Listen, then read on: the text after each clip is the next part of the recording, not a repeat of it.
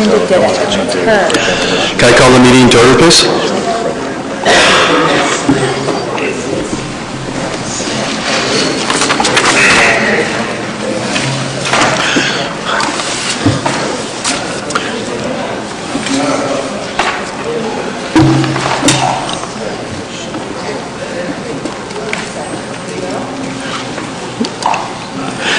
Councilors' declarations of pecuniary interest, please. Seeing that, oh, I'm sorry, yeah, Town Council, Special Council Public Planning Meeting, Wednesday, April the 22nd, 2015. It's about a minute after 7 o'clock, Madam Chair. Declarations of pecuniary interest, please. Seeing none, I please have a motion to approve the agenda as amended. There was an additional letter? It wasn't an additional item, it was just circulated. Okay, it's not, I'm sorry, it's not amended as circulated by staff. I had Councillor Abel, Councillor Maracus, all in favor? Contrary, that's carried, thank you. The statement that we read with respect to public planning meetings.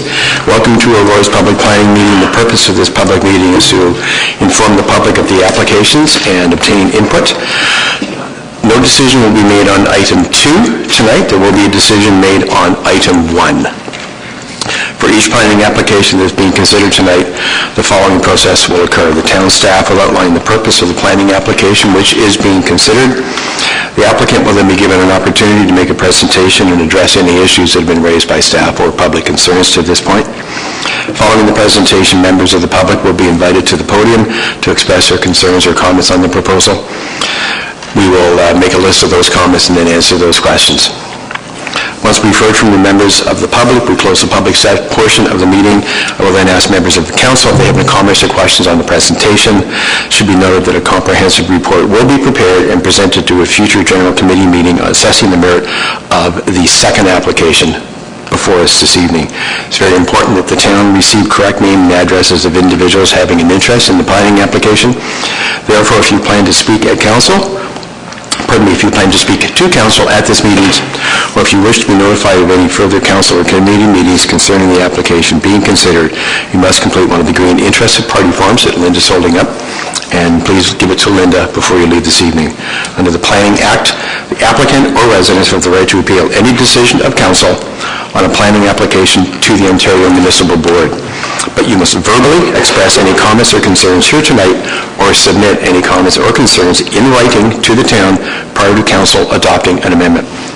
The Ontario Municipal Board may dismiss all or part of an appeal in respect of this application. The public meeting is being audio and video recorded. Your name, address, comments, and any other personal information are being recorded according to the Municipal Act and the Municipal Freedom of Information and Protection of Privacy Act. This will help our clerk prepare accurate minutes and to create a record that is available to the general public, including the town's website. Questions about this collection should be directed to the town clerk, Town of Aurora. I will now ask the Deputy Clerk to confirm that notification to the public occurred as required by the Planning Act. Madam Clerk.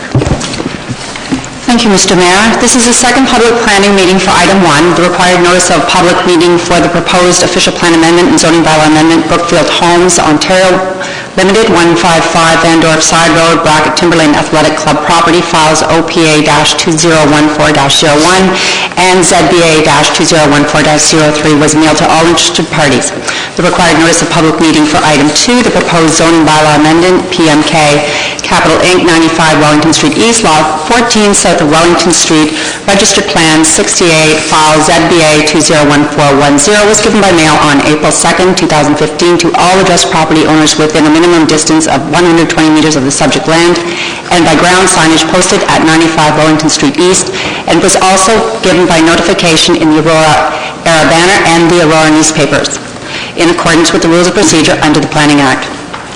Thank you, Madam Clerk. I will now ask the Director of Planning to begin with the presentations. Mr. Muno. Thank you, Mr. Mayor. For item 1, the Brookfield Home application, I have a report in front of Council for recommending approval of the official plan and zoning bylaw amendment applications. Marty Rokos, our planner, will provide a brief overview of the applications. The applications were before Council back in January at our first public planning meeting, and the representatives for the owners and their consultants are here this evening as well. Marty? Thank you. As Mr. Murray mentioned, this is the second public meeting for this application. So I'll keep it brief, and I'll just focus on the changes from the first public meeting.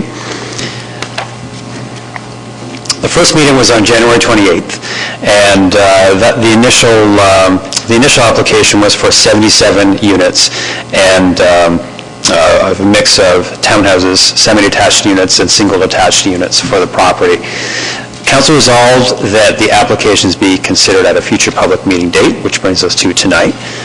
And the owner has revised the application. They've made some changes to reduce the number of units, and they've also held a third public open house that is separate from the statutory public meeting that was held on January. So as I said, the first proposal was 77 units with a mix of single-detached, semi-detached, and townhouses. There have been two revisions since. The first revision was to reduce it to 68 units, and the second revision, which is what we're bringing forward tonight, is to 56 single-attached residential units. And that's a change from the mix of unit types that was proposed before, and now it's all single-detached. Like the previous plan, there is a parkette at the center of the development. Access for vehicles will be from Vandorf Side Road, and there's a 7.5-meter buffer next to the Falconwood Hollow residences. That 7.5 meters is in addition to the rear yards of the individual units. And this is the concept plan that was brought to the last public planning meeting. This is the second proposal that had 68 units, and you can see that it's color-coded based on the unit type, the singles and semis, and townhouse units as well. And you can see the buffer along the Falconwood Hollow area. And the revised plan is this. It's essentially the same type of layout. The street pattern, the parkette in the middle, the locations of the houses is basically the same. The difference is that it's lower density. There's a little bit more buffer space to the surrounding residential units, and of course it's all single detached now as opposed to the mix of unit types that there were before. So staff have done an analysis of the updated concept plan. And the conclusions are that the applications, both for the official plan amendment and the zoning bylaw amendment, are consistent with the appropriate policy, and they're considered to represent proper and orderly development for the subject lands. And staff support the approval of the proposed official plan amendment and zoning bylaw amendment applications. The recommendations, I won't read through them, but they are noted here, and they're the same here as they are in the report. So I'll just leave them up on the screen in case there are any questions. That's all I have. Thank you, Mr. Robbins. I will now ask Mr. Gibbon on behalf of the proponent to come forward.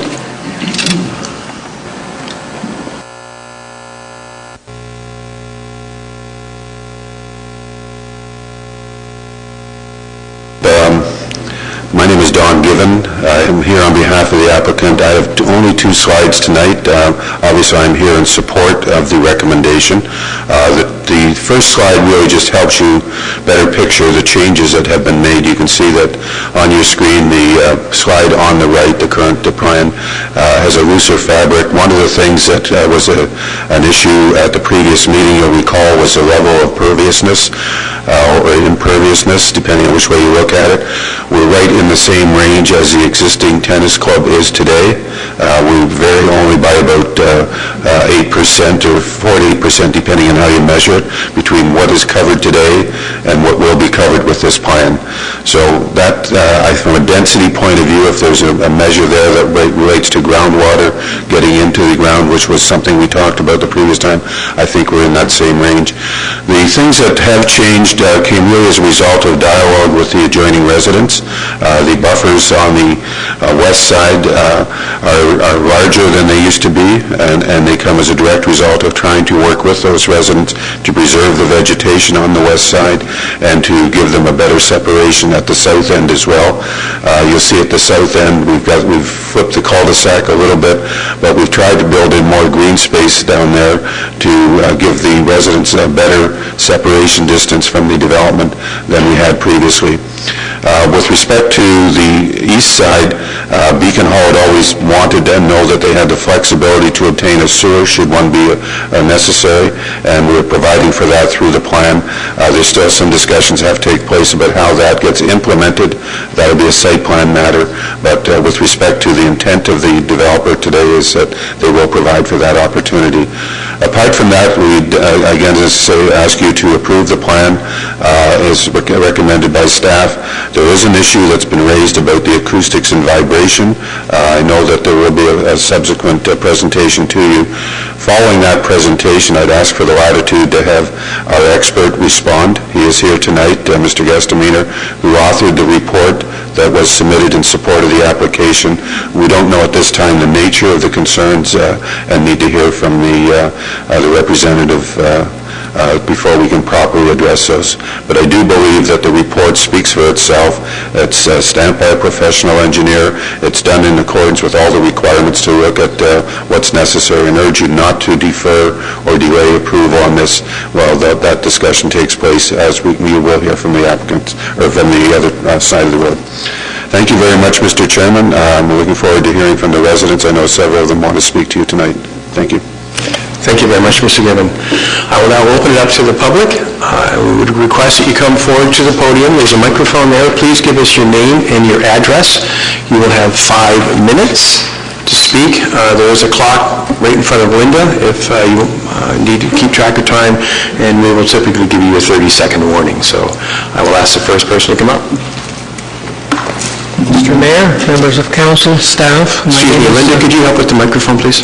My name is Victor Sakuchi. I live at 472 Beacon Hall Drive, and I'm on the board of the Condominium Corporation for the Beacon Hall development.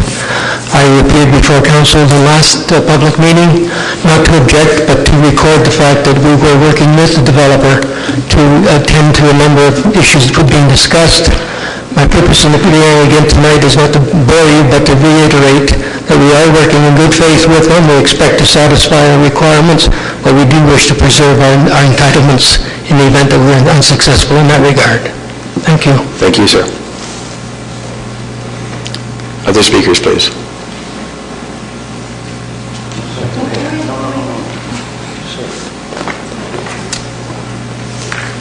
The gentleman behind me doesn't have eyes behind his head. He's clearly not a mother. Good evening, Mr. Mayor, members of council. My name is Patricia Foran. I'm a lawyer with Airden Burles LLP, and I appear this evening on behalf of my client, Van Rob, Inc. As you may be aware, Van Rob owns a very large metal stamping and manufacturing facility directly across from the subject lands. They're located at 200 Van Dorf Side Road. I filed with council yesterday, and I hope you have received it, correspondence on behalf of our client expressing their concern and their objections respecting the recommendation to approve the subject development this evening. So it would be my respectful submission on behalf of my client that you not adopt the staff recommendation and not approve the applications. And alternatively, we would ask that you defer your consideration and direct staff to retain expert peer review consultants and have them consult with my client and their own experts respecting the issues of noise, vibration, and traffic concerns. Now, I don't want to reiterate all of our issues. The background to my request is set out in my correspondence to council yesterday. Suffice to say, our client has appeared before you before. They remain concerned about the impact of additional residential development and new neighbors coming in to the area in proximity to their manufacturing operation. I'm going to highlight just a couple of points, but they're certainly not all of the concerns that my clients have. First of all, we disagree entirely with the characterization of Van Rob as a Class 2 industry under the Ministry of Environment guidelines. I can tell you that, in fact, if you look at the guidelines with respect to land use planning that have been issued by the Ministry of Environment, one of the prime examples of what is called a Class 3, or the most intensive and incompatible type of development to residential, is a metal stamping and manufacturing plant. And that's exactly what Van Rob is.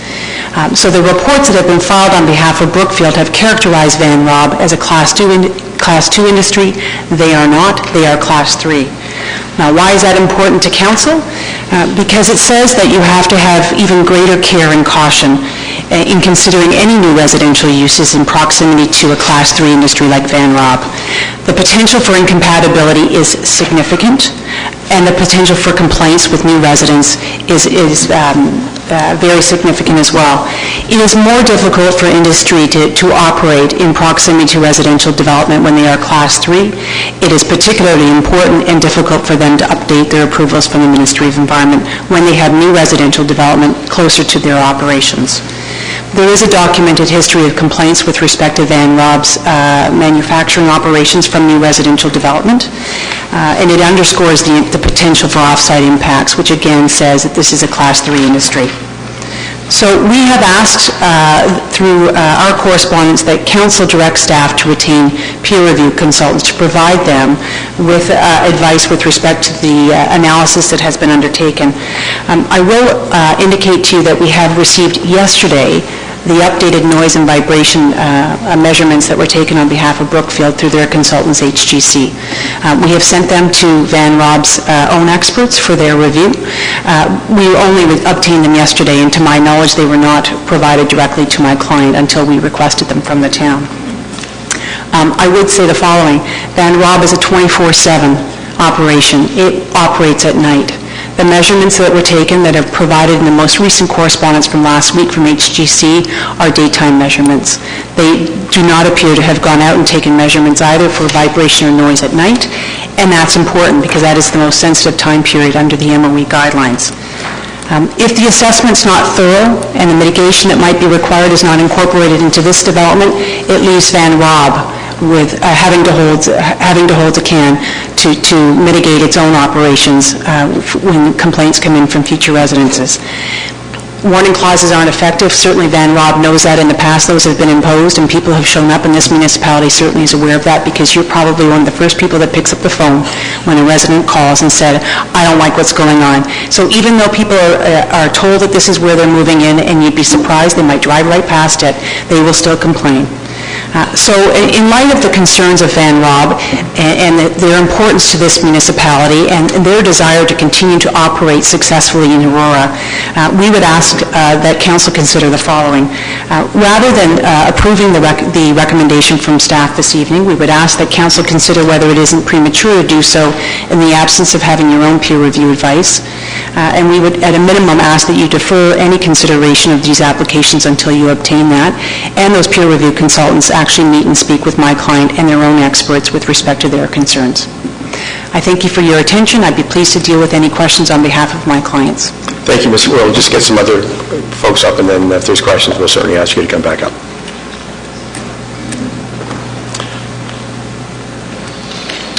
Thank you, Mr. Mayor. You'll note I looked behind me the second time. My name is John Greenhoff. I'm here with others representing the owners of the Condo Corporation of Falconwood Estates. We've appeared before you previously on the Brookfield matter, and tonight I would like to thank each and every councillor for their support as we worked over these last few months with the people of Brookfield to reach an accommodation. I'm pleased to say tonight that subject to certain arrangements, we have reached a compromise with Brookfield, and we now withdraw any and all objections we expressed on a previous basis in this chamber. I will end by saying each and every councillor listened to our points of view while offering their understanding, their guidance, and their support. We are indebted to them. We held our AGM last night where we announced the agreement with Brookfield.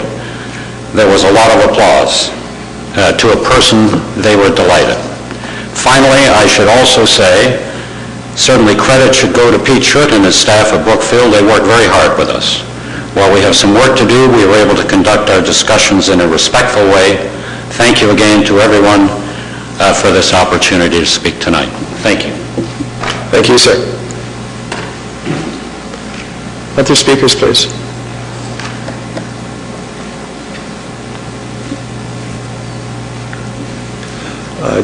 Did the proponent wish to discuss the noise vibration issue?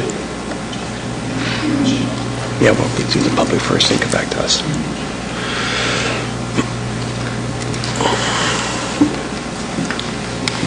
Your Worship, I'd like to introduce you to Mr. Gastelmainer. He is the author of the report that was prepared on behalf of Brookfield that looked at the Van Rob operation and can speak to the way in which he has calculated things and the status of how you interpret the ministry's guideline. Good evening, everyone. It's a pleasure to be here today. Do you have a copy of our report? Is that in front of you, Mr. Moon? Staff have a copy, sir. Council does not. Okay. So what I'll do then is I'll simply I'll paint for you in some detail how we did conduct our study and the relevant Ministry of the Environment guidelines which we used in doing that study. To begin with, we did a study about 2 years ago which addressed all the potential environmental noise and vibration impacts. This included road traffic. It included traffic at all times of day. It included an inspection of the Van Rob and the Hallmark card facility, which is directly across the street. Van Rob is actually kitty corner to the site, and Hallmark is closer. Through all of that, we did determine that there are exceedances of MOE guideline limits with regard to road traffic. That's not at all unusual for residential developments near busy roads. And we were able to ensure that in the building's designs, sufficient noise mitigation will be incorporated. So we then also, of course, considered Van Rob and Hallmark. We spoke to representatives of both of those industries, and we conducted measurements on our site of noise and also what we call ground-borne vibration. Typically, with a plant of this nature, the potential impact is that the presses which form the metal parts can shake the ground, and that shaking can travel as ground-borne vibration and enter into adjacent homes through foundations. We do understand from Van Rob that there had been complaints in the past. I'm not privy to what those complaints might be or who they were from, although it's clear there is a residential subdivision closer than this one that's being proposed, immediately across the street. We understand that in response to those complaints, Van Rob did indeed do significant mitigation, which may in fact have been quite expensive, but those complaints were dealt with, and an appropriate application to the ministry was made so that Van Rob is, as far as we know, fully in compliance with all those MOE limits for both noise and vibration. So we then did our own measurements on the site, and were not able to find any discernible levels of vibration or noise from the facility. In speaking with the classification of the industry, what's being referred to are the Ministry of the Environment D1, D6 series of guidelines, which are used to determine compatibility. And indeed, there are 3 typical classifications of industries, a Class 1, a Class 2, and a Class 3. And I'll just read a little bit of a description of them. Let me explain that there are definitions for these industries, but they're quite open to interpretation. And you can see this if we think about some examples. The Class 1 industry is categorized as a small-scale plant with no outside storage, sound not audible off property, with daytime-only operations, and infrequent movements of products and/or heavy trucks. So that's Class 1, what you'd think of as a light industry. Class 2 is a medium industry, categorized as a medium level of production with outside storage permitted. Sound may occasionally be audible off property. Shift operations are permitted, and there are frequent movements of products and/or heavy trucks. When we did our evaluation, it was our opinion that the industry in question is a Class 2 industry. There is some outside storage. There certainly is shift operations. All of those are characteristics of a Class 2 industry. Then there, of course, is a Class 3 or heavy industry, a heavy level of production with outside storage of raw materials and finished products, sound frequently audible off property, daily shift operations permitted, and continuous movement of products and or heavy trucks. So in my mind, the Class 3 industry is a very large plant, like a steel mill, where there's always activity on the site. You're almost guaranteed that there will be sound audible off the property. And so it, frankly, is our opinion that this is a Class 2 industry. And as you can see from the definitions, there are common characteristics across those definitions. So that's our opinion. I think the other thing that's important to understand in that is that the D1D6 guidelines also allow for a reduction in the classification of the industry if it's been mitigated. It's our understanding that mitigation has been implemented for Van Rob. It doesn't operate with open doors. It's all contained. Clearly something was done to obtain MOE approvals, and with mitigation, the classification can be reduced. So even if someone were to suggest that at one time Van Rob was a Class 3 industry, in fact, through mitigation, that classification can be reduced. So we feel it's a Class 2. That's how we've assessed it.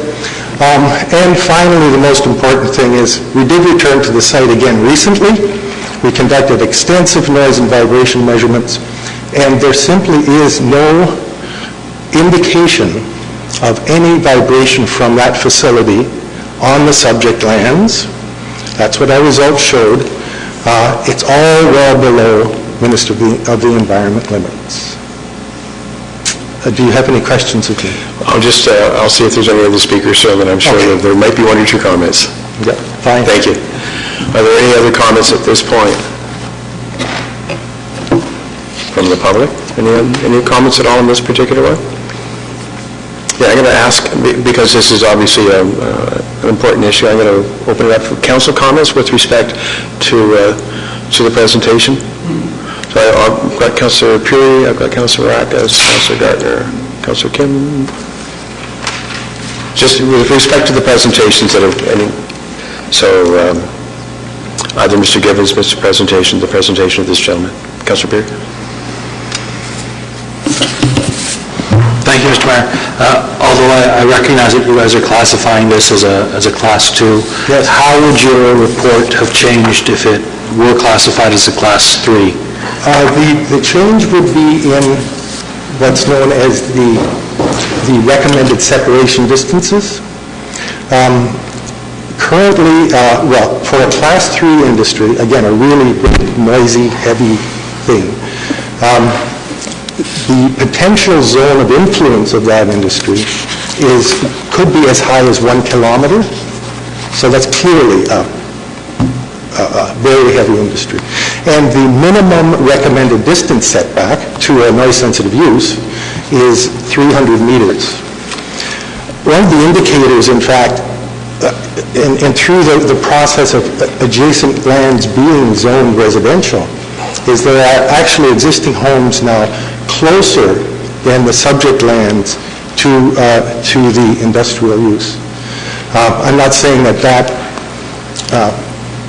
so those distance setbacks are used as guidelines. Now, a Type 2 industry has a potential impact area of 300 meters and a minimum distance setback of 70 meters. Our report concluded that with a Type 2 industry, the minimum distance setback was complied with because it's further than 70 meters. And so, in effect, everything is compliant with D1D6. And the fact, of course, that we couldn't discern any noise or vibration goes towards that as well. Does that answer your question? Yes, sir. It does, and as a follow-up, what is the actual distance between?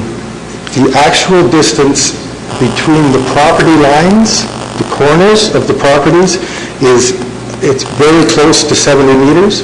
The distance between actual structures is probably about 100, 110 meters. The parking lot, for your information, of the industry is closest to the proposed development. The massive building is further, and the trucking operations and stuff are really on the far side. Thank you, that's it. Councilor Maracas, Gartner, Kim. Thank you, Mr. Chair.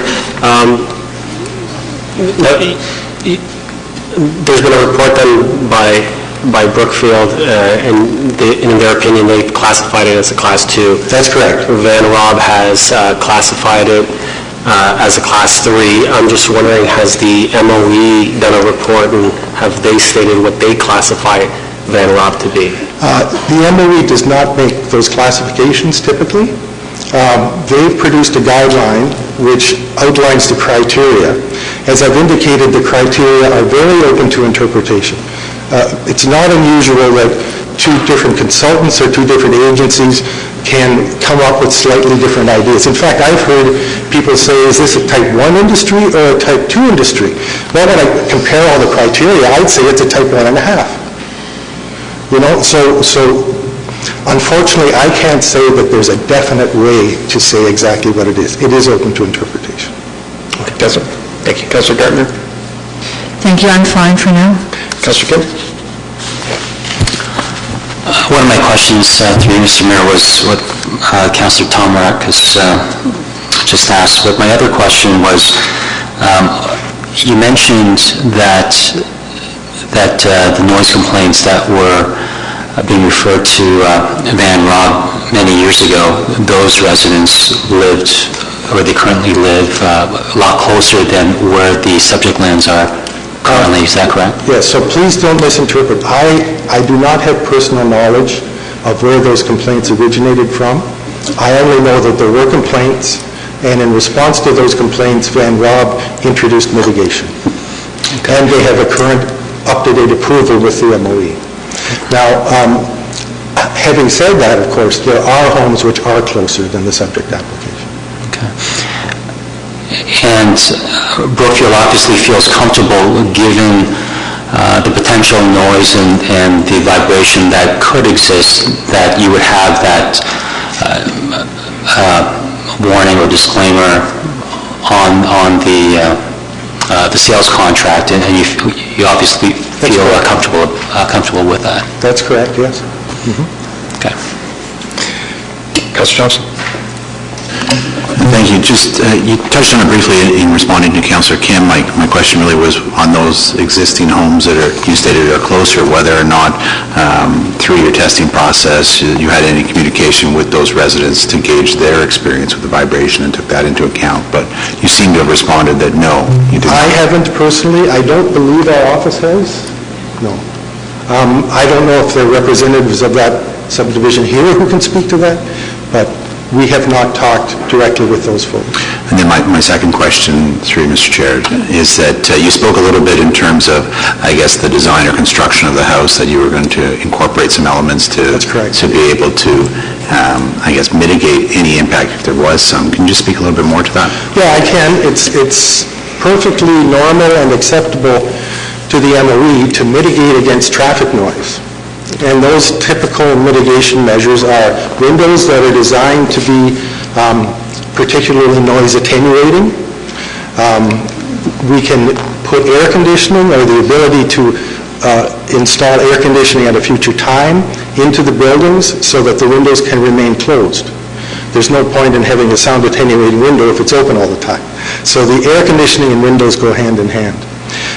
Those are the typical measures that would have been done in this case, and also then, of course, although it's not a physical mitigation, there would be warning clauses. Councillor Thompson, if I may, there was a request whether or not we've been in touch with the residents across the road. I recall in the January meeting, there was a resident here from what we call the Wycliffe subdivision, who spoke about her complaints with the operation before it was mitigated, and that they've had no reason to complain since the mitigation. And that's what I recall was spoken to, and perhaps some of the council members may remember that, but they did speak against the plant initially, but said that that problem had been mitigated. Councillor? Councillor Tom. Thank you, Mr. Mayor. And my question, I guess, is just, I wanted to get a sense of, have you spoken to either any employees or patrons of Timberlane, the gym, with respect to any noise or vibration? I mean, clearly, that's where the proposed development would be going. I mean, is that something that you guys have undertaken? Or, I know most of your studies would have been on the subject lands, but I mean, that's right. Have you asked anyone about that? It's a pretty active place, so I'm not sure they would notice vibration. Certainly not the levels we mentioned. But we haven't spoken to them. It's very possible that Brookfield has, but I don't know that.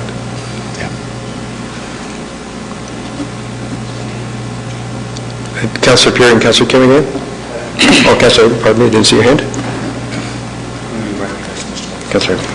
Thank you, Mr. Mayor.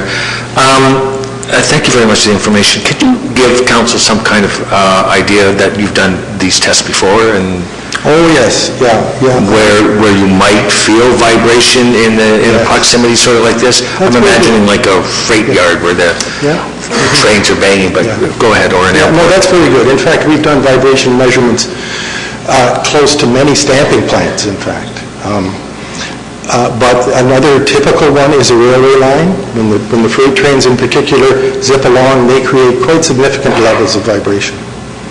And to let you know, the MOE criteria that we refer to for ground-borne vibration are based on perceptibility. So it's not saying we're going to allow for a bit of shaking, right? That's not what the MOE is saying. The MOE is saying the levels need to be so low that people can't feel them. And that's what we work towards with freight trains, that's what we work towards with industry. And I must say, quite frankly, that the industry in question is quite a modern facility. It's not an old, nasty stamping plant. Councillor? Thank you. Councillor Perry, Councillor Kim? Thank you. I think for me, most of the questions around this have been answered. The one thing that wasn't answered, nighttime measurements versus daytime measurements. Good question. Yeah.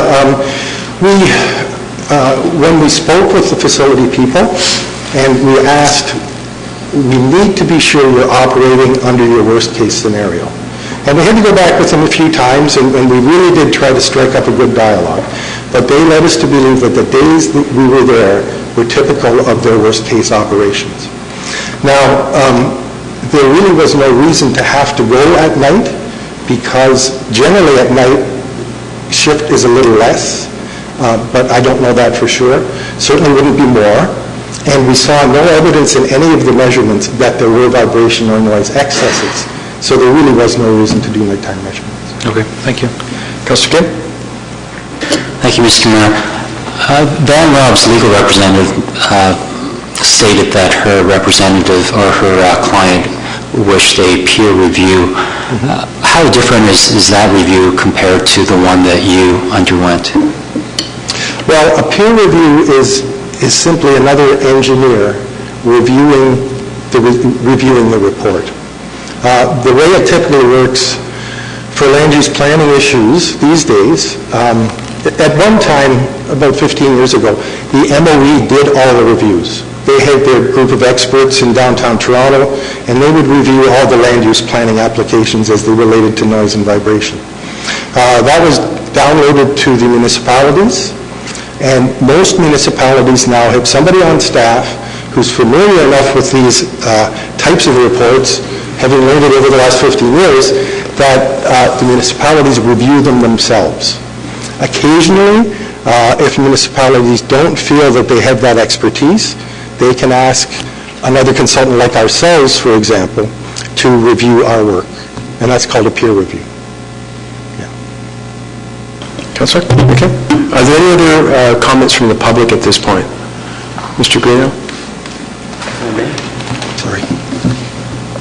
Yes, I didn't come prepared to talk about this subject, but listening to the dialogue, I thought I should make some comment if it's helpful. We've been owners in Falconwood Estates since the year 2000.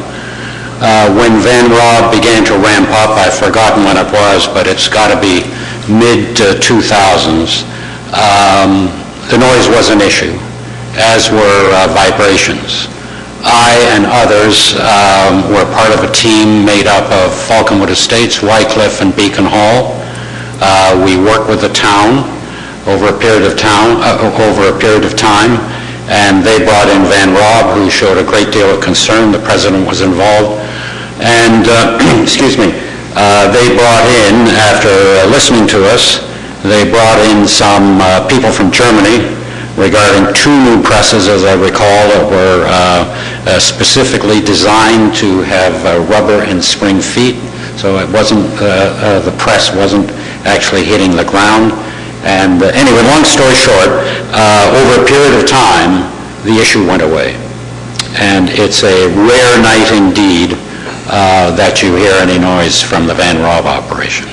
Perhaps on a summer night, if all your windows are open and you can hear a faint thump the odd time, but from what it was to what it is now, it is not an issue as far as we're concerned.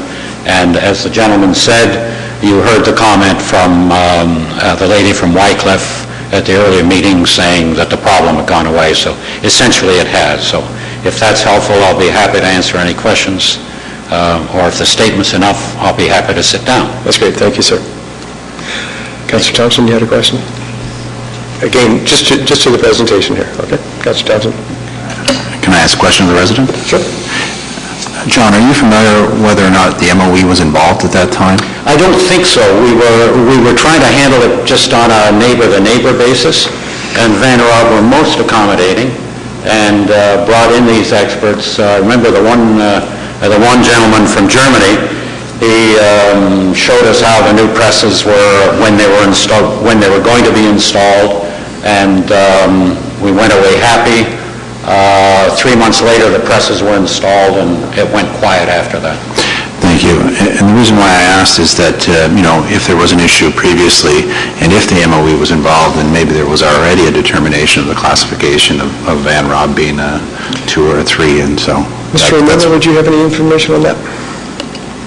Through you, Mr. Mayor, not with respect to MOE's involvement, but based on the information that we've seen in the previous noise and vibration studies prepared, not only in this case, but for the Wycliffe development, it's been classified as a Class 2 operation, based on the information we have.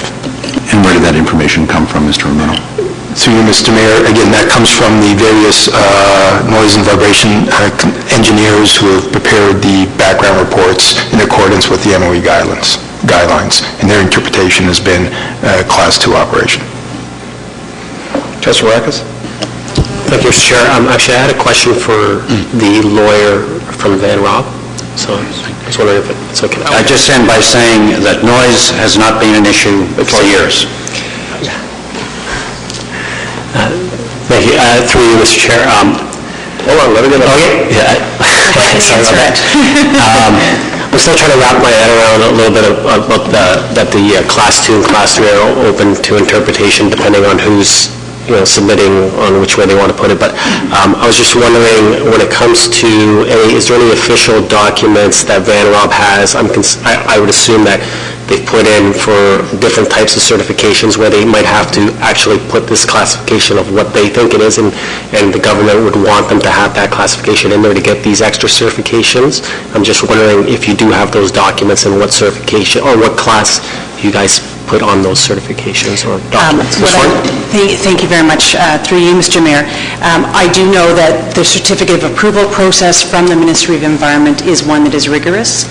And what happens is the closer and the more people you have close to the industry, the more rigorous and the more expensive it is for the applicant. Now, through that, you get a sense as to how MOE treats the industry.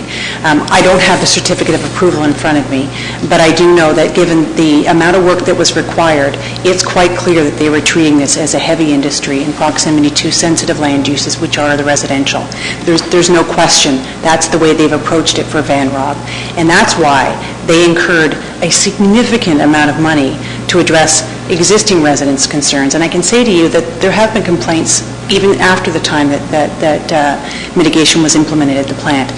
The issue really becomes one for the MOE and for Van Rob. The more people you bring in, the more opportunity for complaints, and it comes back on them to have to address it because Brookfield are not around.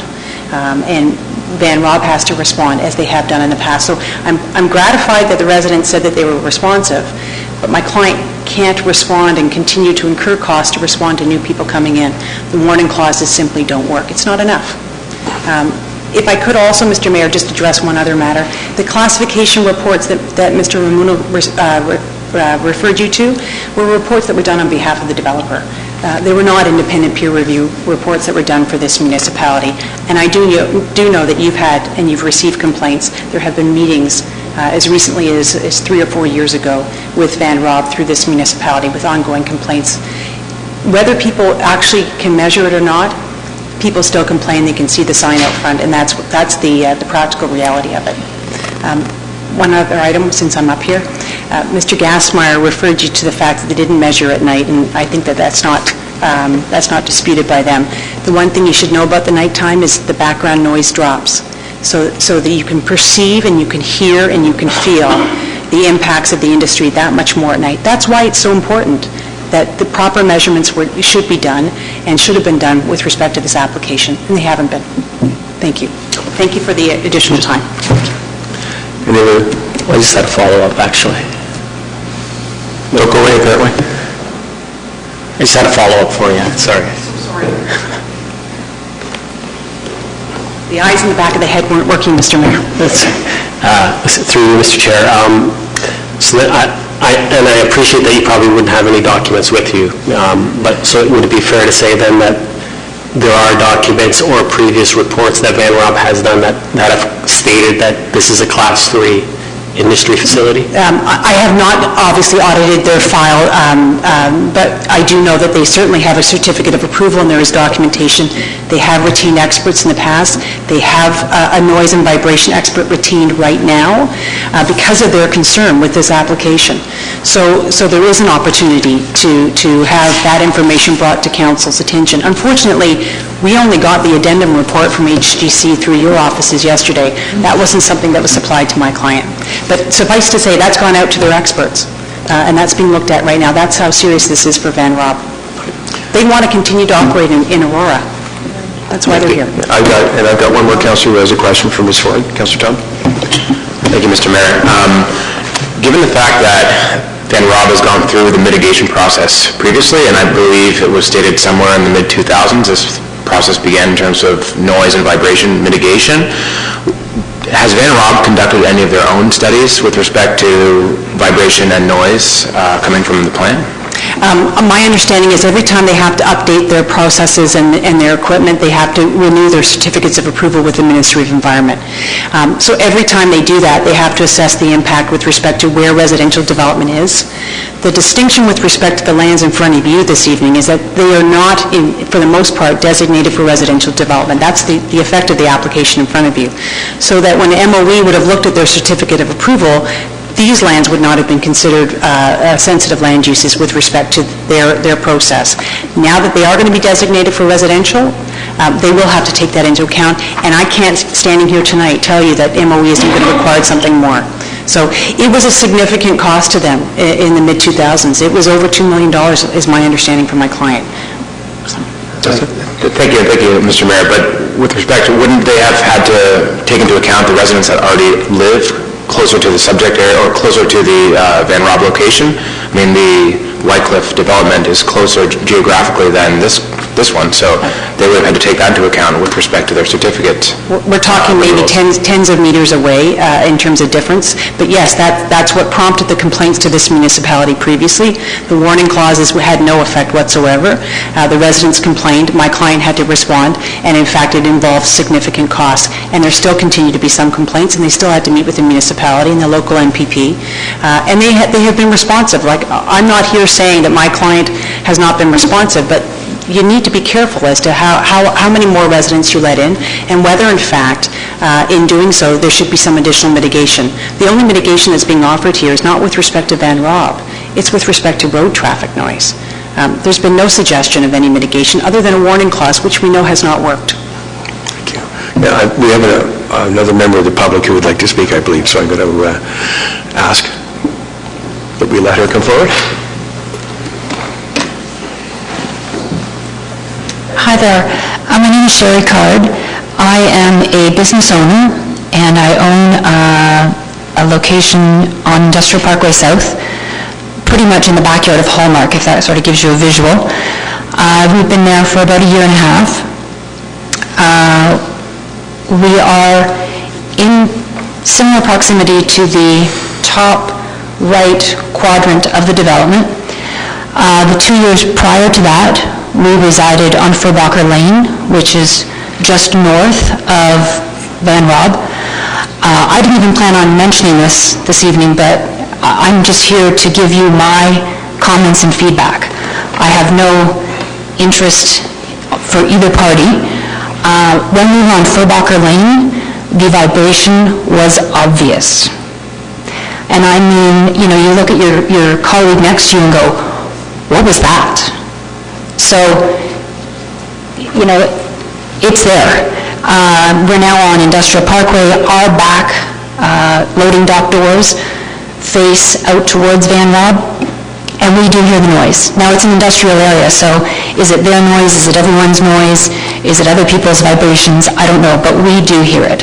And we are, like I said, in similar proximity to the top northeast quadrant of the development. Is it disturbing? Not as an industrial owner. As a resident, I'm not sure I would want to be there. But again, I'm just giving you my input. I should also mention that I'm also here as an interested Highland Gate property owner. I wanted to disclose that now. But I just wanted to give you my feedback. Do with it as you will. All right. Thank you very much. Any other members of the public? Sir.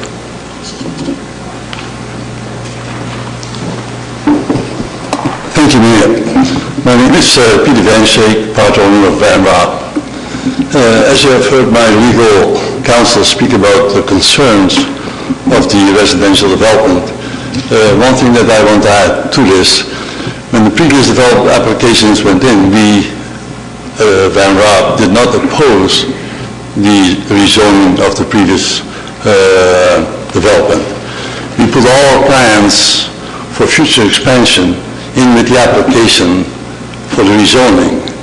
And so, having said that, we also had vibration and noise studies done, and at that time, before we made modifications to our installation, we were well within the guidelines of the environmental rules. However, the environmental are only guidelines, they're not laws. And what we found out that we did not know prior to doing this is that the guidelines don't mean a thing if somebody has a problem, health issues, because of vibration and noise. At the previous development as well, all the owners had to sign an affidavit that they could not complain about vibration or noise. Again, we thought we were well protected by them having to do so. However, we were not aware of the environmental laws or the environmental concerns that if it affects somebody's health, that doesn't mean a thing that you sign a document like that. So we went, we had a lot of vibrations and noise, but well within the guidelines.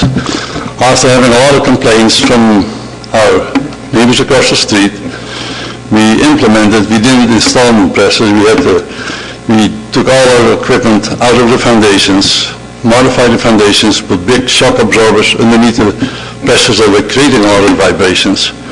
And in our expansion of our new buildings, we put up all, as you can see, the same construction, meaning we put a solid concrete roof on top of the new expansion to retain noise within the building itself, as a concern from our neighbors, because even though I thought I was well within my rights, I was reminded that if they have health issues because of this, they can reduce my production. Anyhow, this is the big concern that Van Raab has. We take all the risk if there are complaints following later, whereas the developer has no risk because it's not his concern.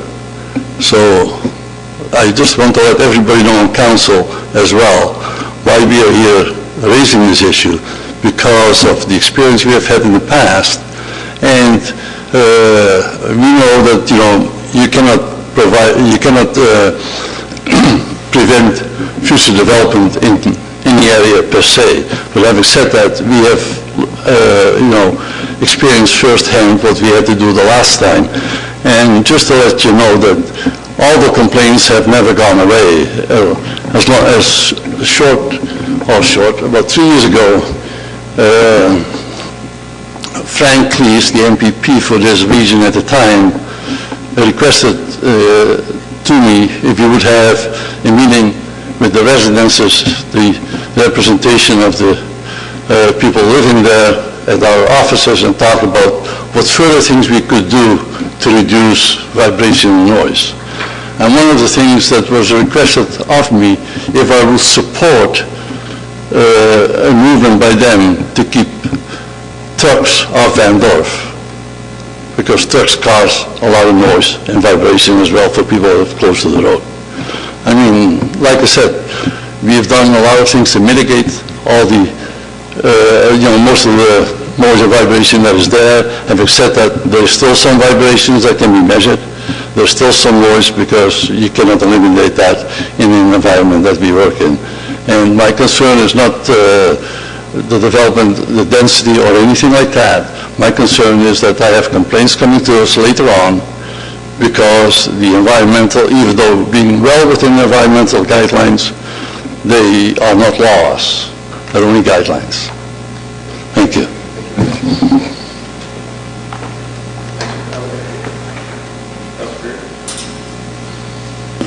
Thank you, Mr. Mayor. I've got a question for Mr. Given, if possible. Van Raab Industries have been a long-standing, great business to have in Aurora. I think I can speak for most members around council, if not all of us, that we appreciate having them in town, and we like the work that they do, and that they're good corporate partners.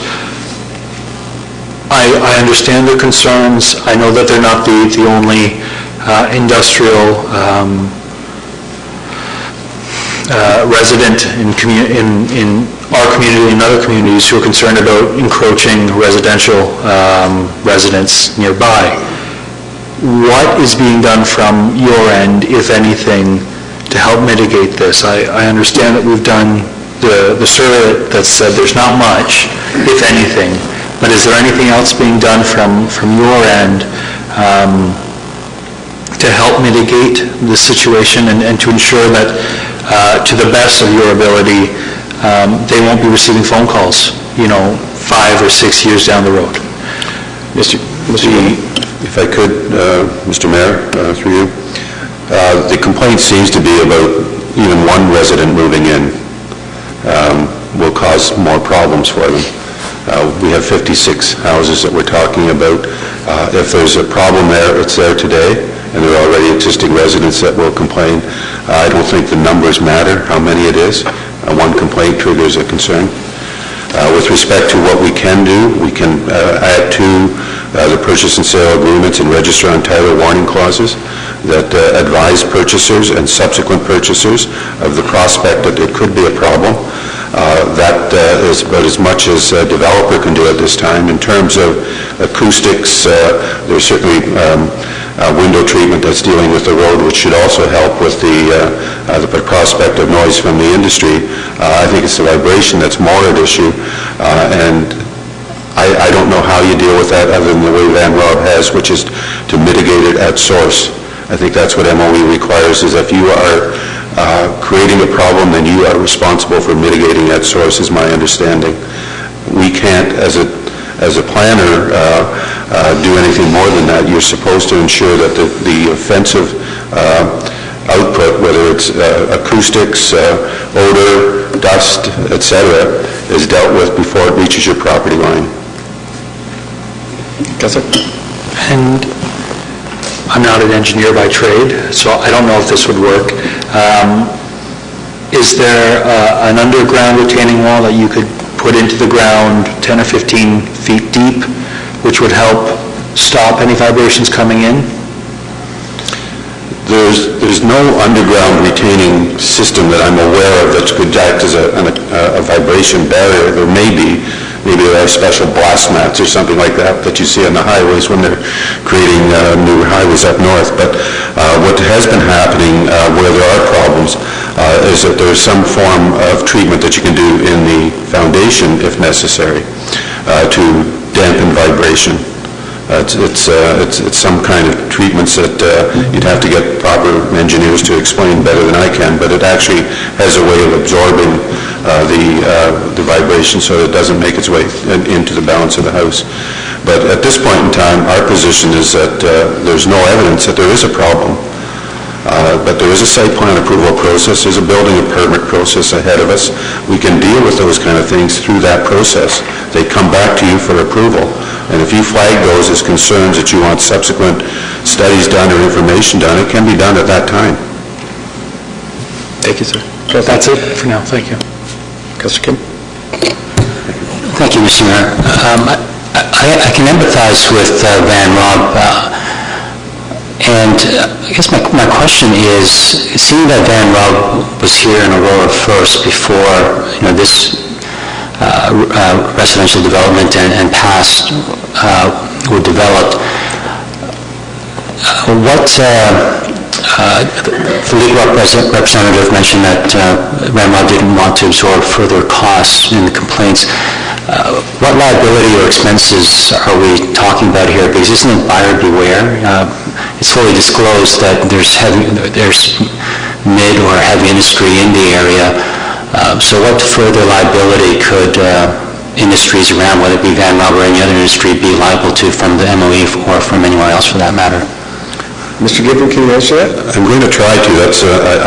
I'm not going to speak as a lawyer and talk about liability, but I again go back to the way in which we have evolved a system of control for emissions that is in place in Ontario, and it basically starts with the principle you cannot do something on your property that causes a problem for your neighbor. Now, the standards are different depending on whether it's for industrial to industrial or industrial to residential, etc., but you have no right to cause a problem that goes off-site. And that's why we control smoke, for example, coming out of factories. That's why we control the volume of acoustics that come out of factories. And it's the same principle here. A vibration in the ground is an emission from a process. And it has to be mitigated at source. Councilor? So even if industry was there first, it doesn't matter. They have to do whatever they can to live with residents or other industry partners that are there after them. So who's there first isn't significant at this point. That's my understanding. Take a classic example, Inco up in Sudbury. Used to have all kinds of stuff coming out of their stacks, and it was polluting lakes, it was causing all kinds of problems. They had to mitigate. Just because they were there be first didn't give them a right to continue.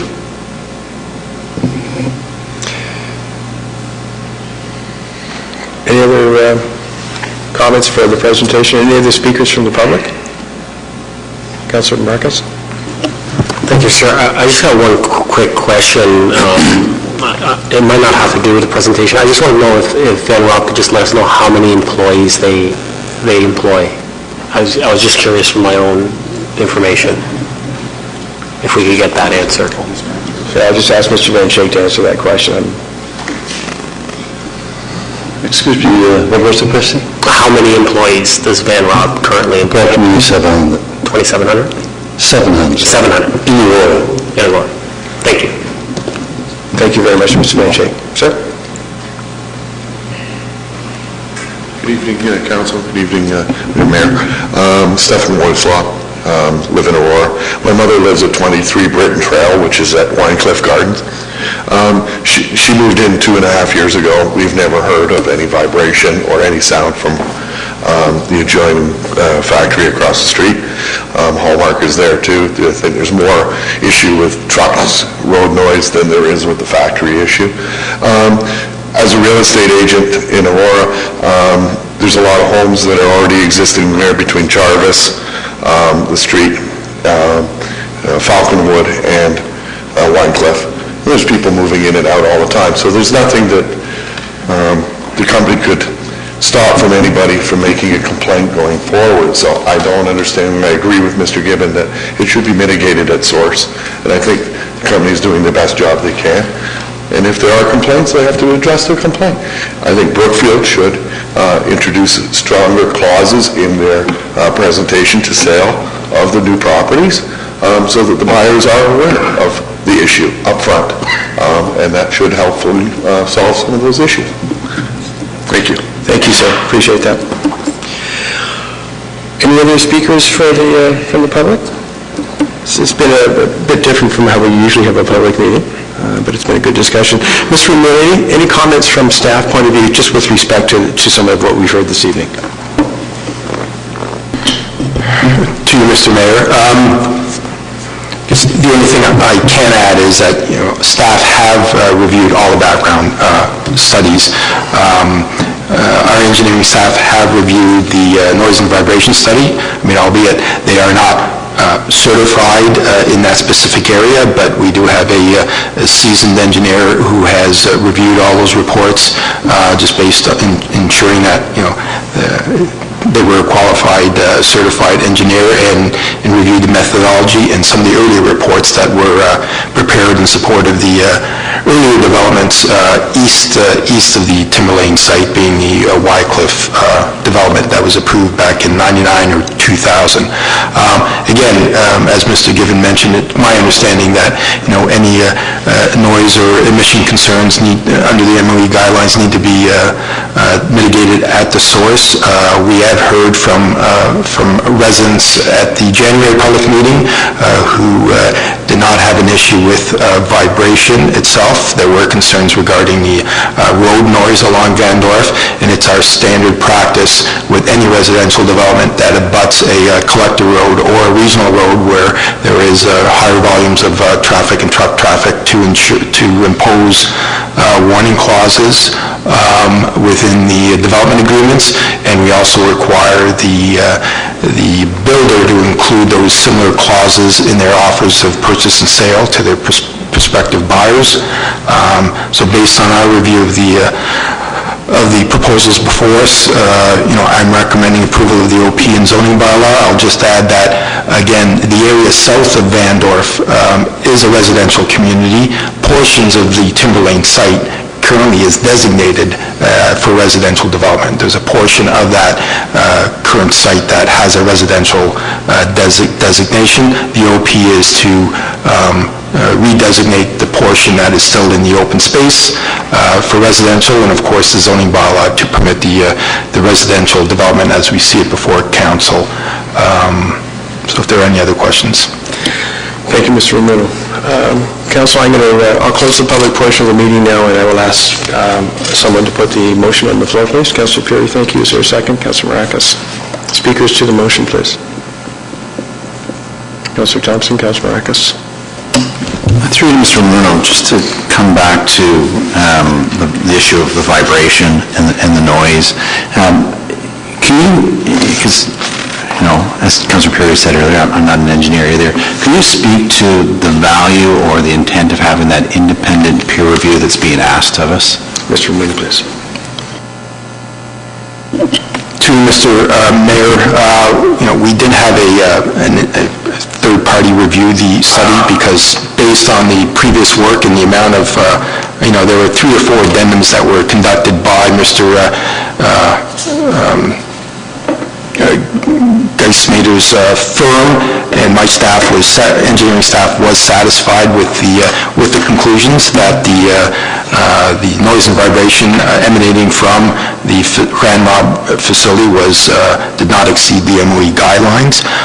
As the engineer for Brookfield mentioned, a peer review would really involve bringing in a third-party engineer to really just review the work and the methodology that was submitted. But again, at this point, I and my staff are satisfied with the information submitted, and again, based on the information that was submitted in the past for the previous developments further east, and just based on what we understand with respect to the complaints that we had heard in the past from residents, and some of the mitigation that Van Rob has incorporated into the plan, and there were no concerns over vibration that we have heard since that work was done a number of years ago. Thank you, through Mr. Moon again. So just, again, sorry to take everybody's time, but just help me to understand this. So if we did have an independent peer review and they agreed with it, so that's fine. But if they didn't agree with it and they said, yeah, vibration is an issue, then to some of the points that have been raised, there are homes closer to Van Rob than this development. And so that would seem to indicate that there is an issue for those homes as well. And so there's still that basic point then that was brought up, that then there's a responsibility from the source to mitigate that. Am I correct in that sort of assumption? Mr. Moon? Through Mr. Mayor, yes, you're correct, and if there was a third party that didn't agree with the information that was submitted, I'm sure that there'd be some discussion, and they'd bring another party in to take a look at the information. But that raises the question. I mean, again, the Wycliffe owners, based on the information we have, since the mitigation was done by the Van Rob facility back in the mid-2000s, there haven't been vibration concerns. I mean, I understand there have been noise concerns because of truck traffic, but we get that along all our collector arterial roads. Residents do hear the truck and vehicle noise running up and down those roads. Yes, sir. Thank you. I'm just trying to understand the value of it, because, I mean, if there is an issue, there is an issue. I think it was pointed out that, there are already houses in the area. It's not so much about the number, and so I was just trying to absorb that information. Thank you. Councilor Marakis. Thank you, Mr. Chair. I look at this development, and, while I'm pleased that Brookfield and, the surrounding residents were able to work together and brought that density down to a number that the residents were comfortable with. Personally, I'm still not comfortable with the density level, and I mean, for me, I'm looking at our official plan, and it states that 2 units per acre number.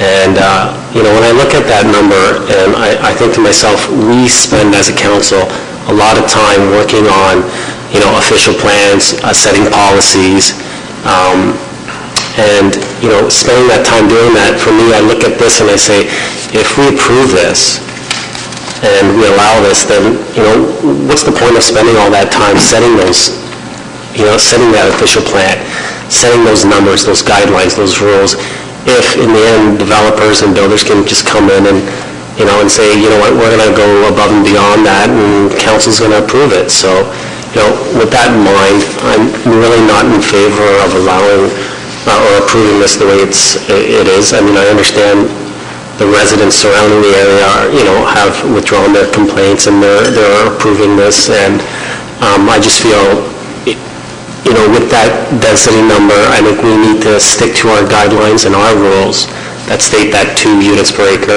and say to the developers and the builders out there that, we're going to follow what we set as our policies. So, that's just my opinion, and I'd like to hear what everyone else has to say. Thank you. Thank you, sir. Councilors Peary, Kim, Gardner. Thank you, Mr. Mayor. Through you to Mr. Romano, if we were going to impose that some of the properties, or at least some of the properties, use a foundation that is more amenable to vibration mitigation. Is that something we would do now? Is that something we would do upon further review? I think it needs to be something that we look at, because I think they're valid concerns as a whole.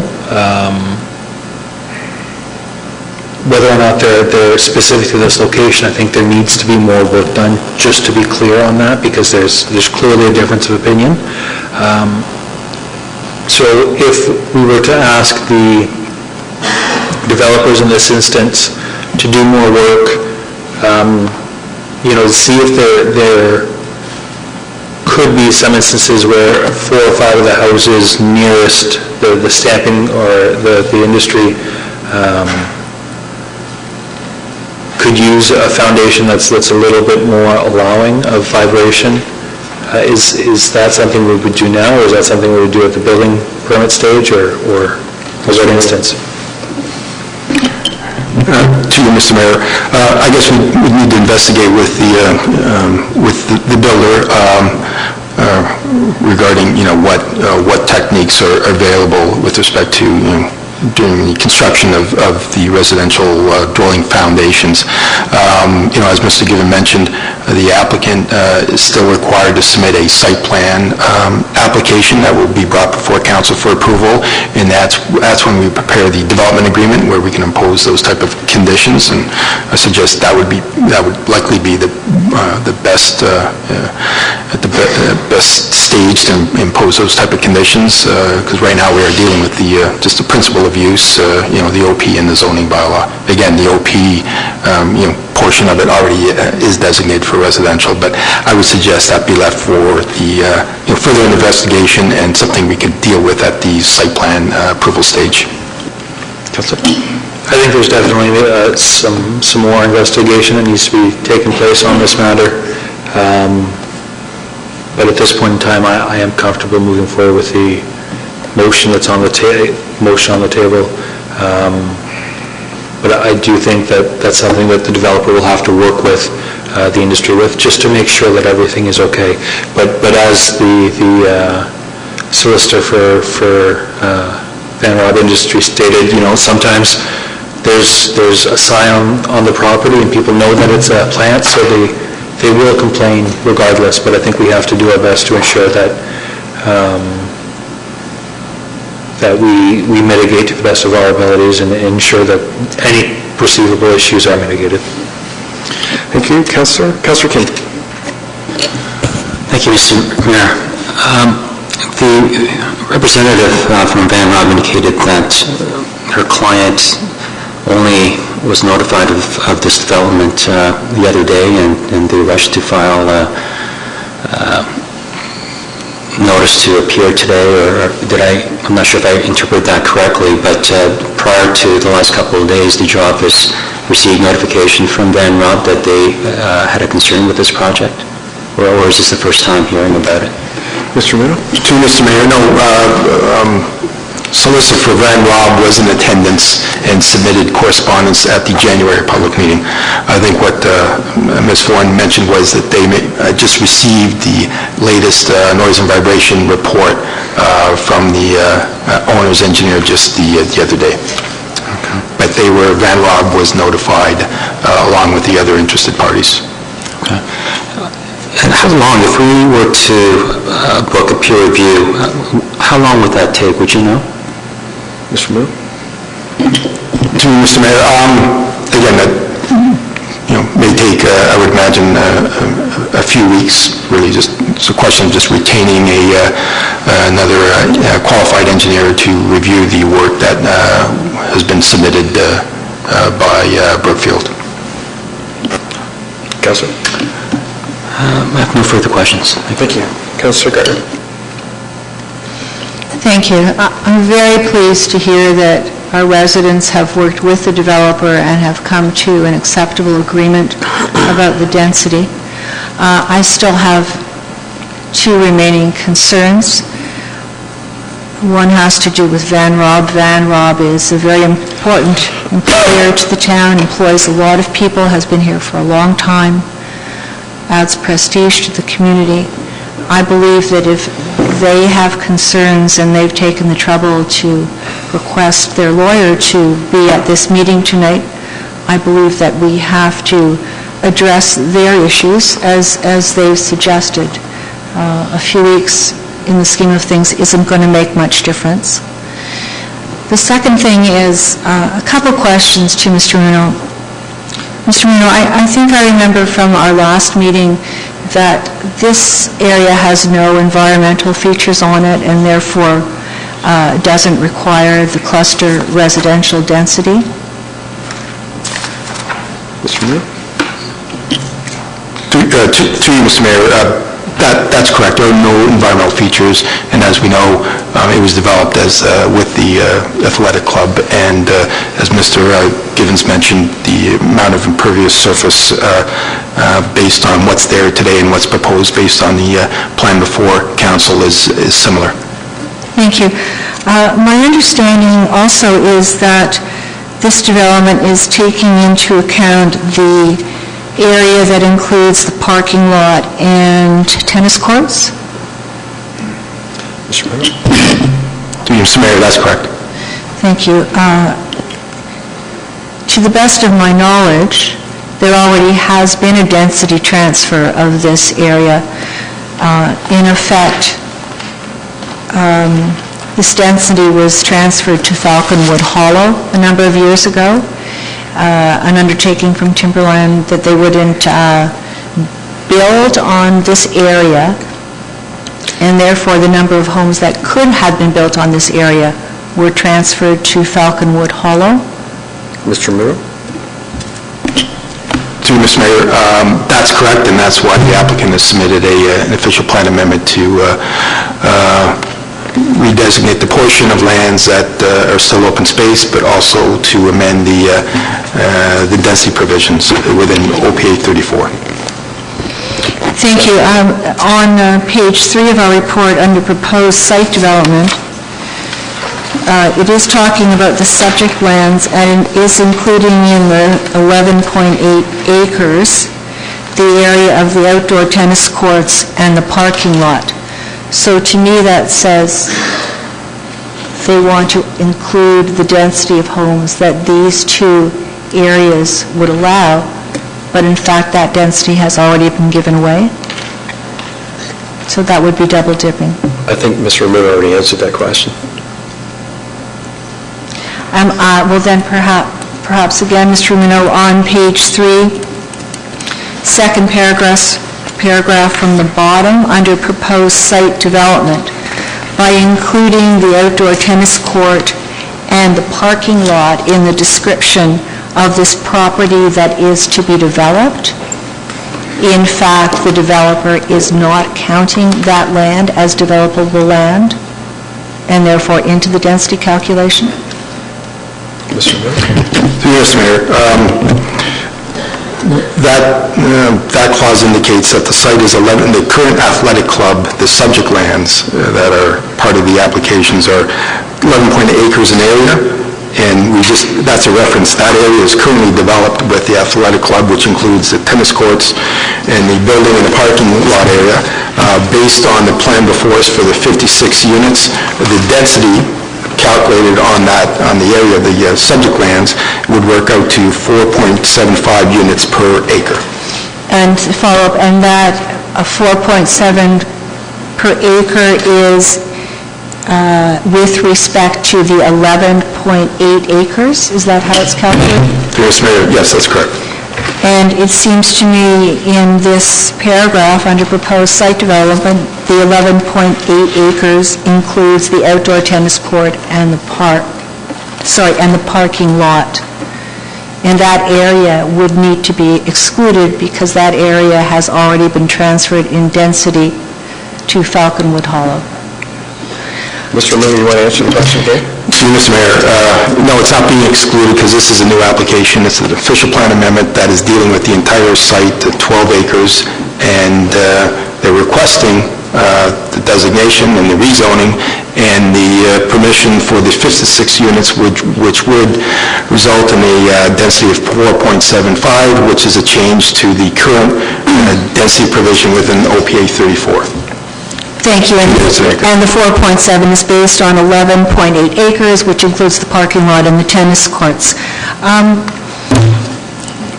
In 1999-2000, this council under Tim Jones took the developer of Elderberry to the OMB.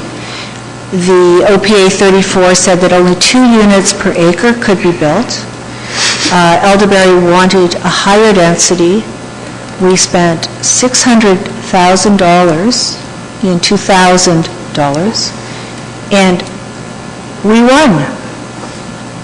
The town won at the OMB to uphold 2 units per acre. And after that, we have along this Yonge Street South, we have Salog, we have Yonge and Bloomington, which is Aurora, we have Elderberry, Ascot Park, and Pandolfo, that the councils previous to us have upheld at 2 units per acre. It's just fact. This is Oak Ridge's moraine land, and the town, in fact, because we are allowed, has a more restrictive policy on this land because of the importance, the environmental features. We have been allowed by the province to put in even more restrictive policies than they have in the Oak Ridge's Moraine Conservation Plan and Act. So all we need now is for this municipal council to uphold the planning that we have done and the planning that we have spent so much money to do. The speakers, I've got Councillor Thompson up for the second time, and anybody else for the first time? Councillor Tom? Thank you, Mr. Mayor. And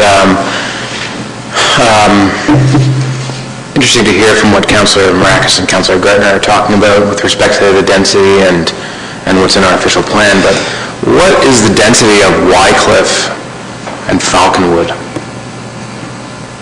Do you have that? Does anyone know that? Bruce? Through you, Mr. Mayor, those existing developments, at that time did comply with the 2 units an acre, but as we tried to explain in the report, a lot of those developments do include environmental features which were set aside for protection. They can't be developed on, and based on the calculation, they are 2 units an acre over the gross area. However, I have done a review of, if you do it on a net basis, just the number of units on the developable area, the average along that Van Dorst stretch is, closer to 4 units an acre. Falconwood would end up at 3.5, Beacon Hall closer to 4. So again, this is really a discussion, and we did have it earlier on with respect to the developments along Van Dorst within OPA 34. The current density requirement is 2 units an acre over the entire area, the developable and the constrained area. The application before us is seeking to increase that density, but it's based on a parcel of land that is already developed for an urban use, being the athletic club. Councillor? Thank you, Mr. Murno. And in your opinion, that would make this sort of a unique situation.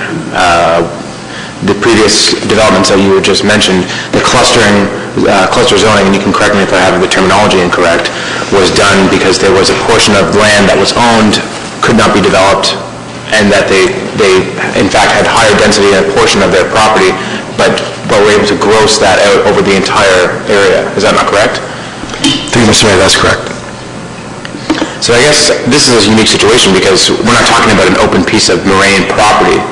I mean, I've been a member of Timberlane. There's not almost no features on it. It's completely a parking lot, a giant building, and tennis courts. So what features are you looking to protect? The natural parking lot asphalt that was there from the moraine. I understand that, but all I'm saying is that this is a piece of developed property already. I can reconcile the fact that Councilor Gardner brought up that they've already clustered this area off to develop that area. But the interesting thing about that is when that decision was made is that the timberland had already existed as well. So I guess I don't understand how that original one was allowed, because it wasn't really protecting natural features, it was protecting a already developed tennis club. Whereas the other developments, as Mr. Muno just outlined, were features that wanted, environmental features that had to be protected, and therefore that's why the clustering designation was given. So it puts this in an interesting situation with respect to,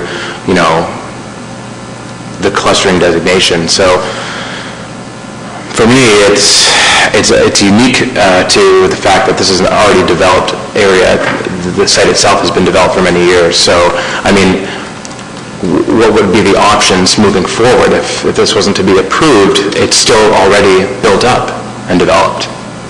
So I don't see it going back to nature. It's already an athletic club. It's already a tennis club. So those are my thoughts on it.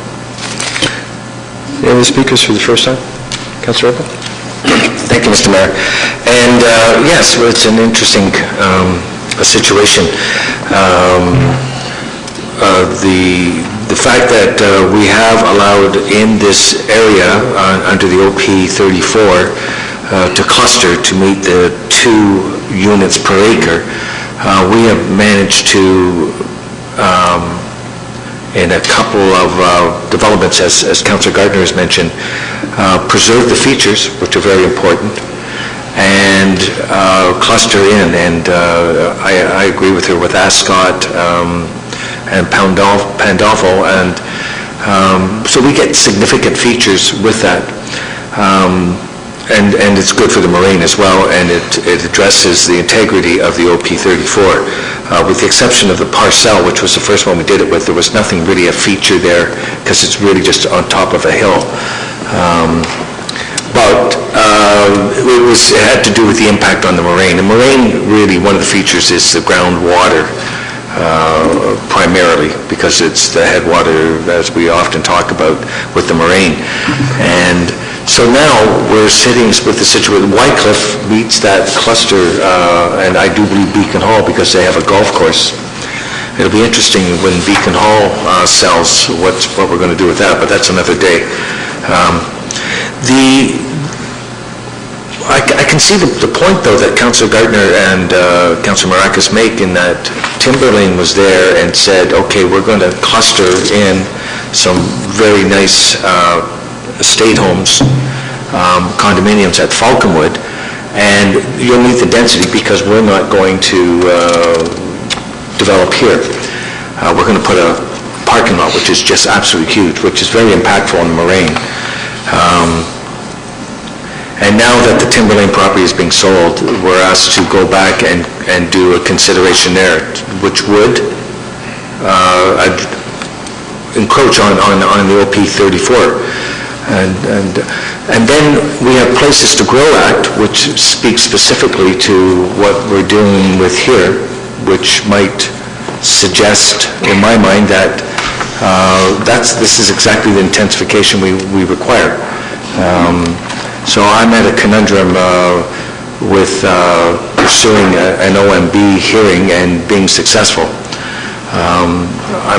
OMBs to me are unpredictable. And I'd rather negotiate and resolve before we get to an OMB. So here we have a situation where everyone's in agreement, and I'll exclude Van Rock for the moment, but the residents are in agreement, and they've worked with the developer, but the problem now is right here at this table, so we're not in agreement, I don't sense. So it's a very interesting conversation. I'll leave it that at the moment. Van Rock, we've all agreed, and I remember celebrating, as I think 3 years ago, Mr. Mayor, a community event where they were recognized as one of the top large businesses in Aurora. and congratulations to them, and I know people that are employed there. It's a fantastic operation, one we should be very proud of. If they're coming forward with a concern about something they were brought into before and had to address at great expense to them, and they only got notice of it yesterday, I'm in complete agreement to satisfy their request for a review and another opinion. So I would be in favor of doing that. No one's put that on the table, but I'm certainly in favor of doing that. I think those are my comments for the moment, Mr. Mayor. Thank you, Councillor. Councillor Humphries. Thank you, Mr. Mayor, and apologies for not being here earlier. And apologies if this was asked before. The request is to increase the density, although it has come down quite a bit, and I know that the residents are majority happy with some of the results here. Can I ask what the difference is, and I think I heard earlier, the OPA is stating that each residential property should be, is it a 2-acre requirement, and then we're asking for a reduction in this case? Just to clarify that for a moment. Mr. Ramirez? Through you, Mr. Mayor. Yeah, the current secondary plan, OPA 34, as we all know, the general density provision is 2 units an acre for over the developable and constrained areas. So that includes, you factor in any environmental features. So the official plan amendment before us is to redesignate the portion of the athletic club that currently is designated open space, a portion is designated residential, and to amend that policy to 2 units an acre, because as I mentioned, based on the 12 acres, 56 units, based on this latest plan, it works out to 4.75 units an acre, so that is a change. So we're sort of doubling it, but is that correct? Just want to make sure. Through Mr. Mayor, I wouldn't say doubling it based on, as I mentioned before, if you do it on a net basis, if you look at some of these other developments like the Falconwood, and if it based on, the developable area, excluding any environmental features, the densities are all higher, are closer to 3.5 to 4 units an acre for most of those developments along Vandorf, because they do have some environmental features. So if you factor that out on a net developable area, they're all more than 2 units an acre. Perfect. So that kind of confirms what I was looking for, which is it's a like per like development. Previous application didn't look that way. This one looks like it fits. May not comply to the current OP 34, but from a residential perspective and development around the area, it looks like it's a little more fitting than previous. Just another two questions. What's the frontage of these lots? Is it a 30-foot wide lot on these detached homes? Through you, Mr. Mayor, they are all detached units, and I think they are generally about 50-foot frontages. Yes. Perfect. Thanks. That's good. The other concern I have, and I appreciate Van Rob, they're a fantastic business in town, and I'm worried about their concerns as well. Is there anything we can do from a buyer beware perspective that if people buy that, really this is the circumstance, and don't come back later and complain? Because one of the things we do have in the report is that we've done a compatibility report, and it looks like we found nothing. Maybe there's going to be something else that we want to look at. But, Van Rob wants assurances that they're not going to get. Obviously, we can't stop people from complaining, but is there anything that we can help with the developer when there's purchases going on that be aware, it complies, and, this is the way it is? I'm not sure if we want to do that, because I just feel like, what else can we do for this poor business that had done all they can to reduce the noise? What more can they do? I just wonder if there's anything like that we can do or consider. Through you, Mr. Mayor, again, based on my report and the analysis and the noise and vibration study, they're public reports, they're on record, but as I mentioned earlier, with most developments, we do include noise warning clauses or warning clauses that may deal with road noise within the development agreements, and we also require developers to place those similar clauses within their offers of purchase and sale to prospective buyers. Yes, sir.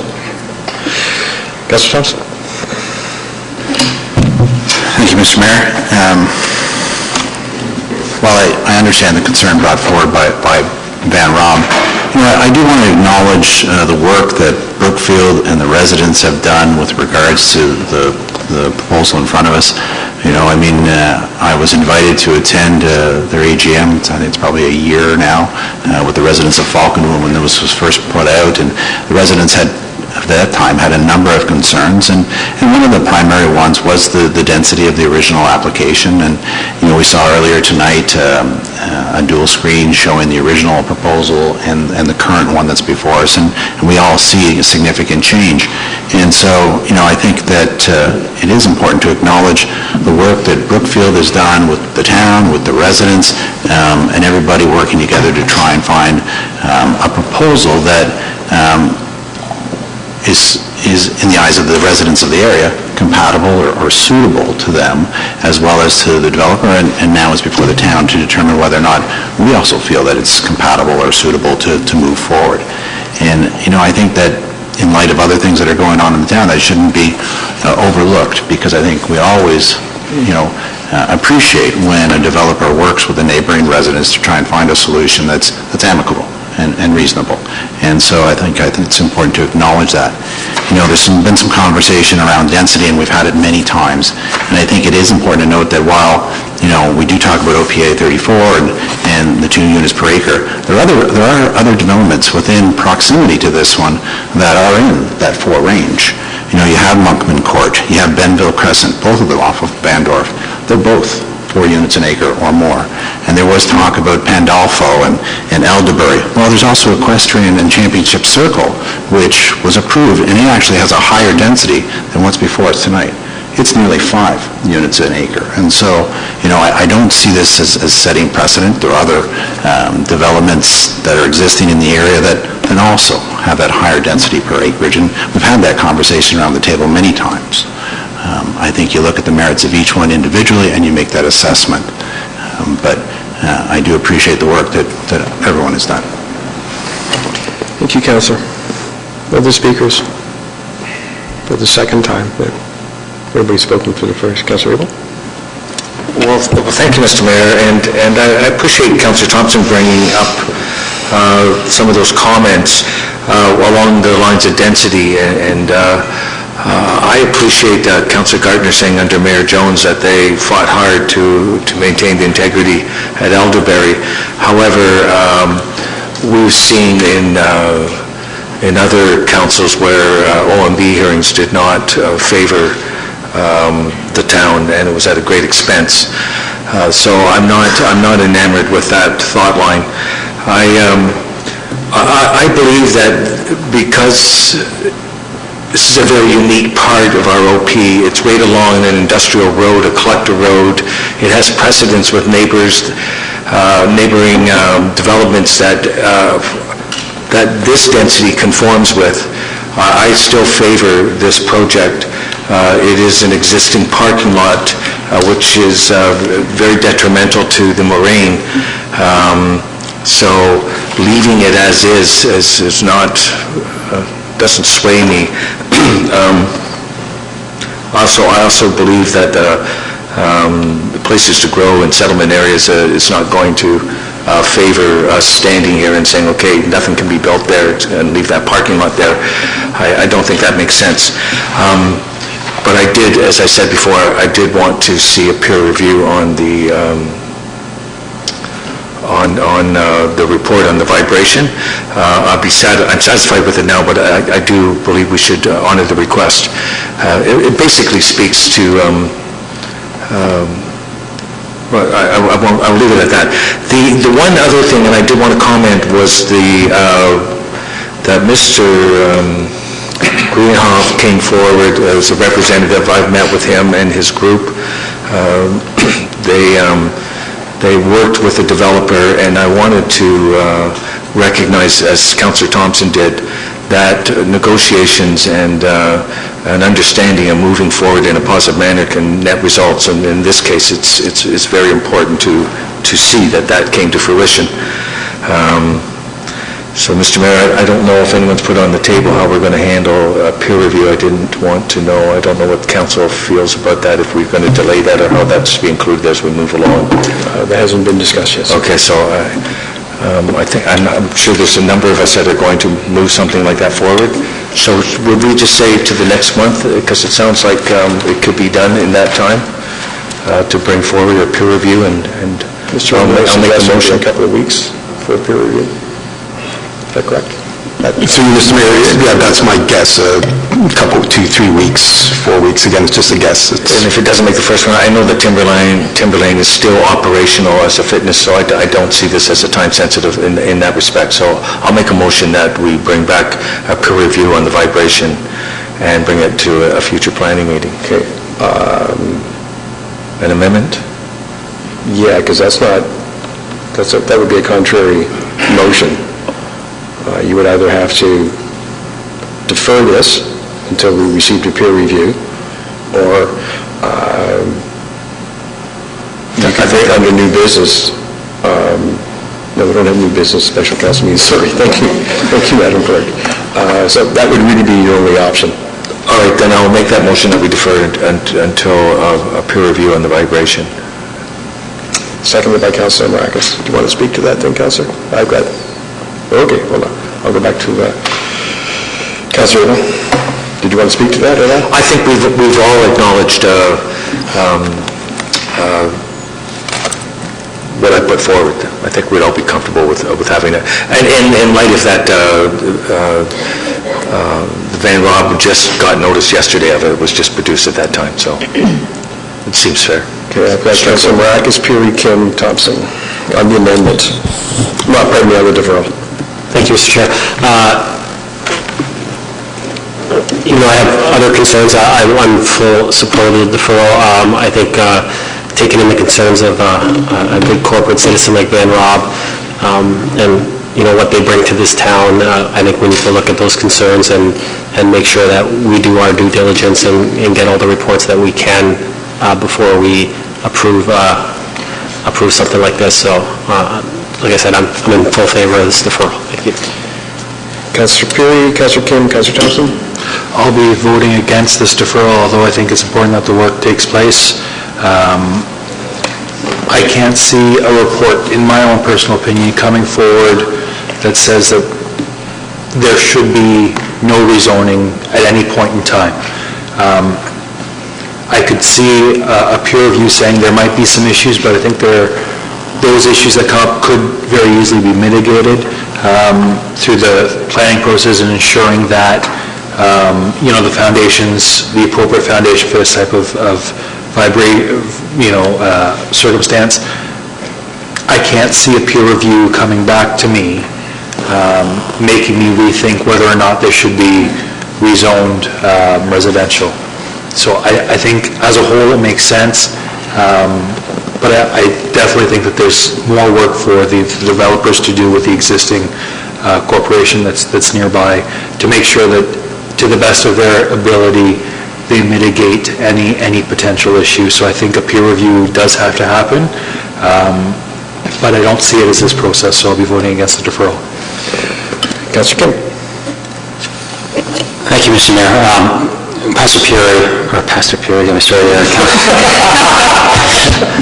Councilor Peary pretty well said everything that I wanted to say, that I view the independent peer review as independent of this OPA, the OPA amendment, so I would be against the deferral and would like to go with the original motion myself.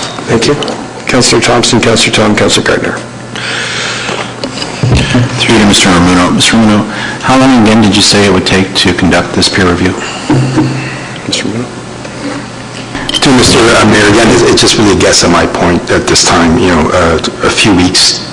Again, it's really a question of finding a qualified engineer who would be willing to take a look at it within, short time frames.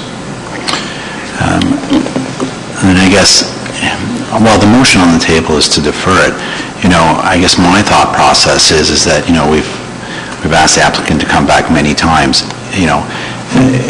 could you not move forward with the motion on the table, but amend it in a way that it's subject to a peer review?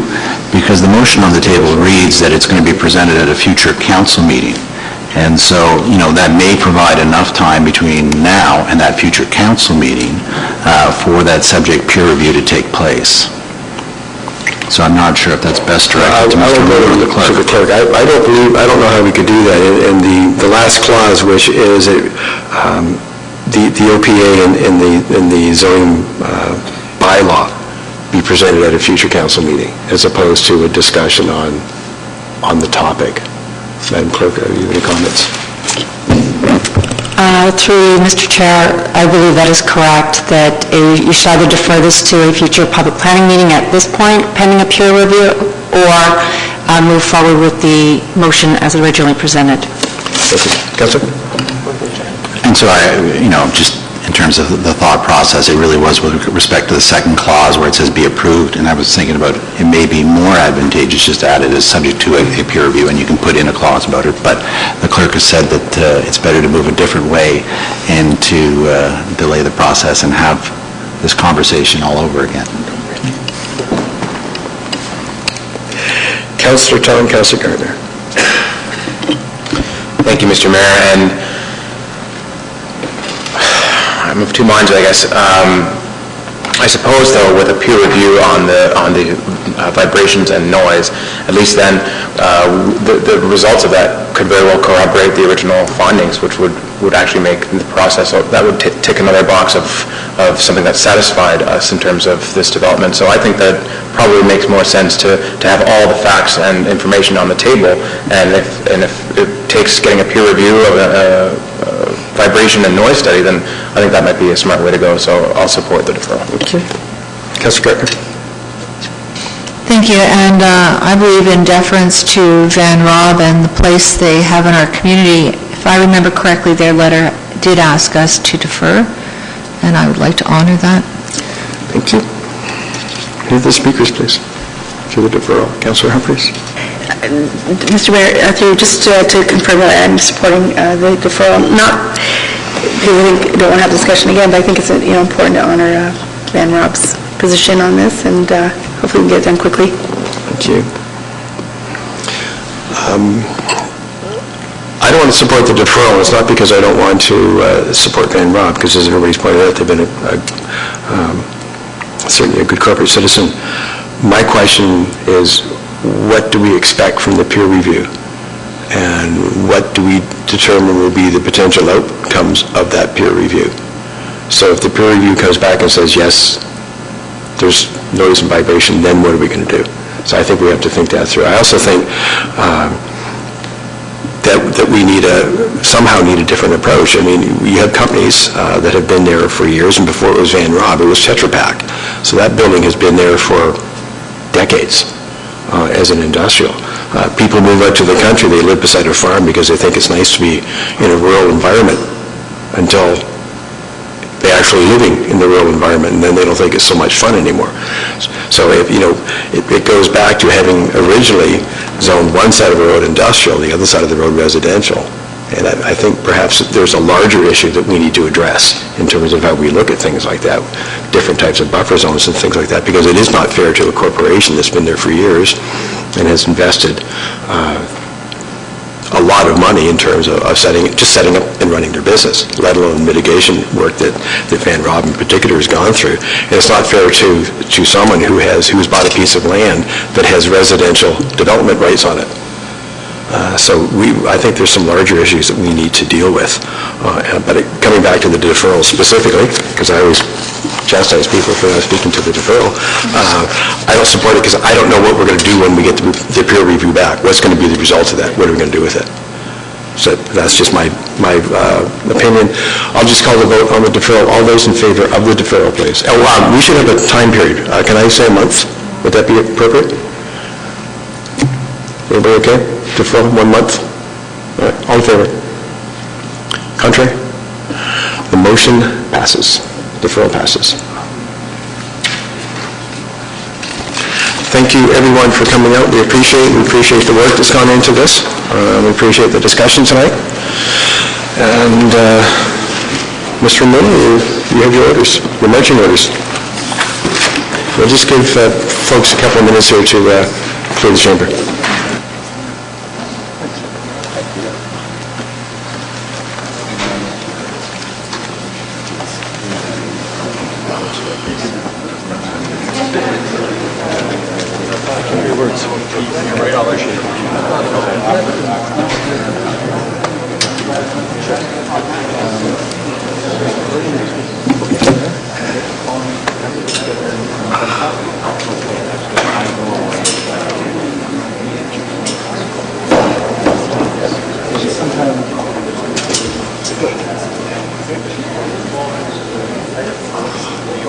Thank you.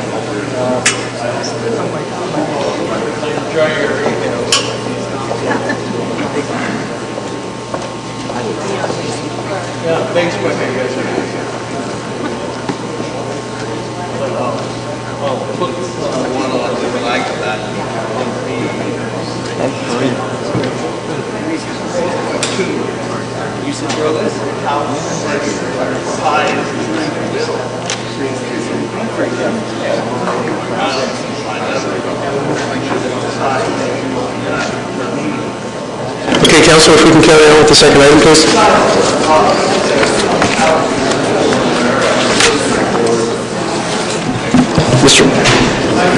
Okay, if I could call the meeting back to order, please. Councilors? Yeah. Councilor Thompson? Councilor Thompson? Mr. Ramon, second item, please.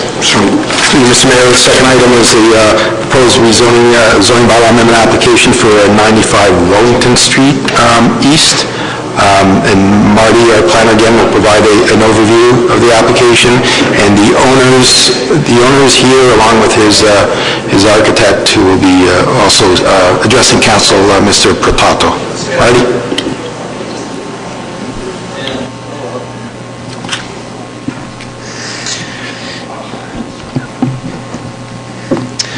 Mr. Mayor, this is a zoning bylaw amendment application for 95 Wellington Street East. The applicant, well, a little bit of background context. There's an existing house on the property right now. The applicant is looking to move a business to the property. It's the York Vein Clinic, which has one medical practitioner there. And the proposal is to demolish the existing house and build a new building that would basically maintain the character, the heritage residential character of the area. And the site plan application that has been submitted has a new building. It's 2 stories. It's 460 square meters of gross floor area and has 16 parking spaces in the rear of the property. Now, one thing that you'll notice on up here is where it says the zoning would allow for a business and professional office and a clinic. It would be an R5 exception zone, which is pretty typical of what the converted properties on this stretch of Wellington Street have been. That's something that's happened over the last week or so after the report went to council. The applicant has decided that they wanted the flexibility to have a clinic while they didn't initially apply for that. They just were going for a business and professional office. Now, a clinic being 3 or more practitioners, where business and professional office that has medical as part of it is 1 or 2 practitioners. But, and so we'll just move forward from there. The subject lands are part of the Aurora Promenade. They're designated downtown shoulder area, and the permitted uses in the downtown shoulder area include various types of residential, commercial and government offices, and other commercial uses. And I should note that a clinic in the official plan is included in commercial and government offices, while in the zoning it has its own definition.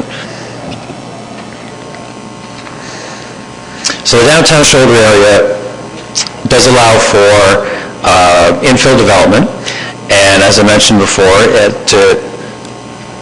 it should reinforce the area's heritage residential character, and residential being in quotes, that speaks to the character rather than the use. So in this case, it would be a new building that is designed to basically have the character of a residential property, even though it would be an office use. The existing house was removed from the Heritage Register last year. It went to the Heritage Advisory Committee, which determined that the house was not of significant cultural heritage value, and their recommendation to remove it from the register was ratified by Council in September of 2014. The subject property is here in red, and the yellow dotted line is the notification area, all the properties that were notified. And here in red again is the property overlaid over the official plan map. The pink is the downtown shoulder area. In behind and to the west of the subject property is the stable neighborhoods designation. This is the site plan that they're proposing. The parking is in behind. The shaded building is the proposed new building, and you can see the existing house just a little bit to the north of the proposed building. One thing that you might notice as well is that the site plan is basically mirrored from what you see in the report. That again is a recent resubmission. There were some comments sent to the developer after the site plan and the zoning were submitted. And it was an engineering comment that the driveway should line up with Walton Street, which, just to go back here, you can see the Walton Street is just a little bit on the west side of the property. And with the property flipped the way they have done, the driveway would line up with Walton, the way that the engineering comment was looking for. So now instead of the house or the new building being on the west side of the property, is now on the east side of the property, with the driveway being on the west.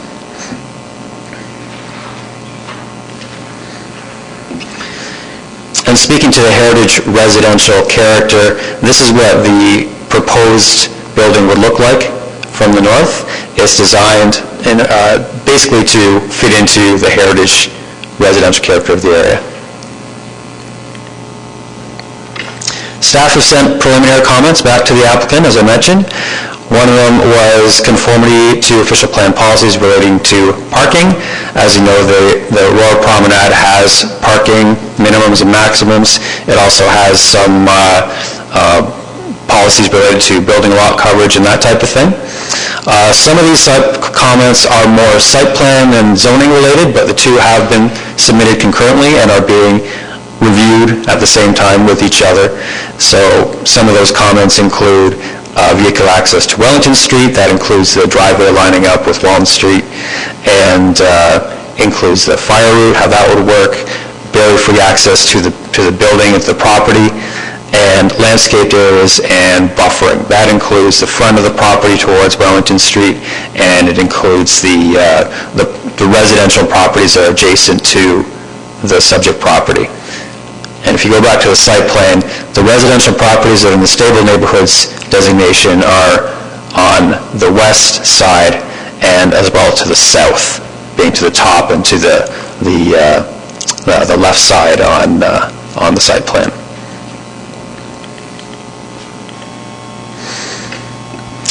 Staff will continue work with the applicant to finalize all the outstanding matters and the comments received here at the meeting. And a comprehensive report will be presented to Council for consideration at a future General Committee meeting. Mr. Mayor, the recommendations are noted, and if you have any questions, we can answer them. Thank you very much, Mr. Wilkins. For the applicant, please.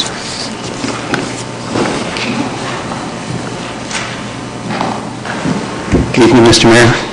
Ladies and gentlemen, my name is Philip Kritzinger. I'm the sole shareholder of PMK Capital, who is bringing this application for amendment. Is there here my clicker? So I'm a local doctor, lived in Aurora for 18 years, practiced medicine here in Aurora on Wellington Street, the other end of it, for 5 years, and then specialized in veins and cosmetic medicine 13 years ago and moved my practice to Davis Drive across from the hospital. we're having all sorts of joys these days with Davis construction. Ironically, I'll be hopefully moving into this new building just as Davis Drive is completed. So I want to move my practice back to Aurora, and that requires rezoning the property that's in question. We're asking for rezoning for professional offices, including a medical clinic. And this is the business I intend to move in there. York Building Laser Clinic. We're the biggest cosmetic clinic in the whole area. Top Botox provider in all of York region.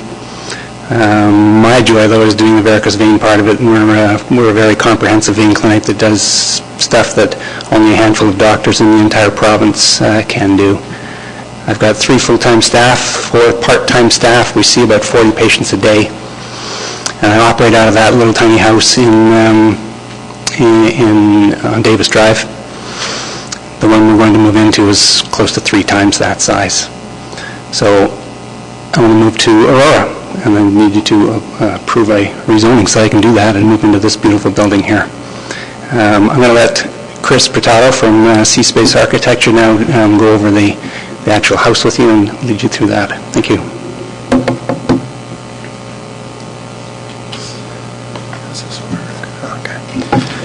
Thanks, Council, member of the public. My name is Chris Purtado from C-Space Architecture.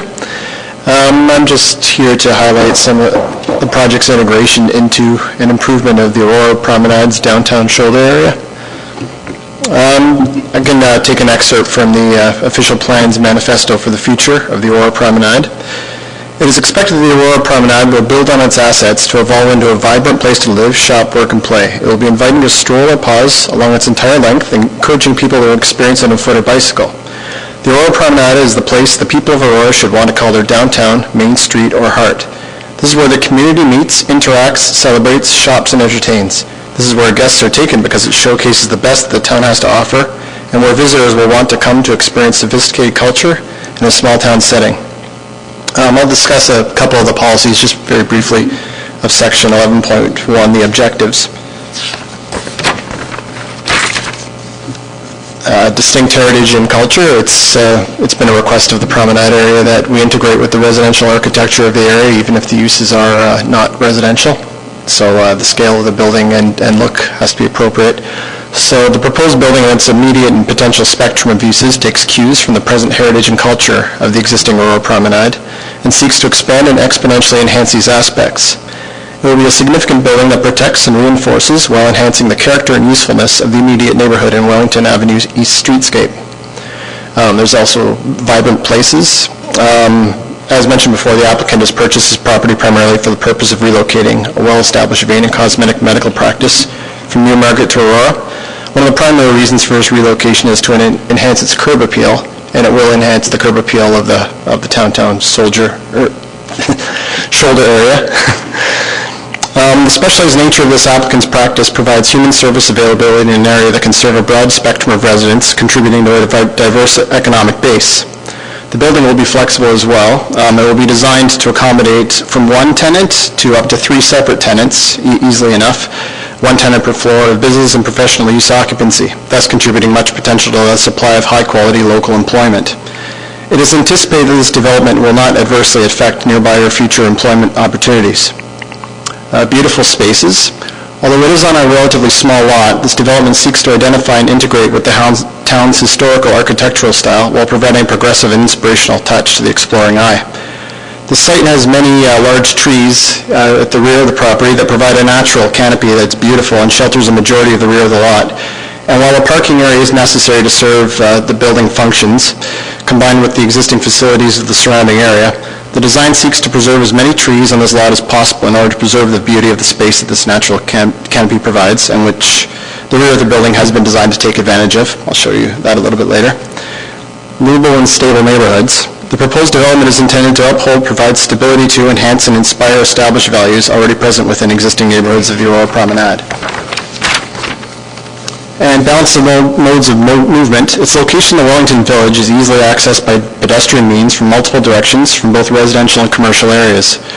It has a wide sidewalk that extends from the existing sidewalk on Wellington Street that approaches the entry at the rear. Well, there's an entry at the front and an accessible entry at the rear. The building itself will be designed to have full barrier-free access. It will contribute to the viability of public transit by placing professional services and employment along local and regional transit routes.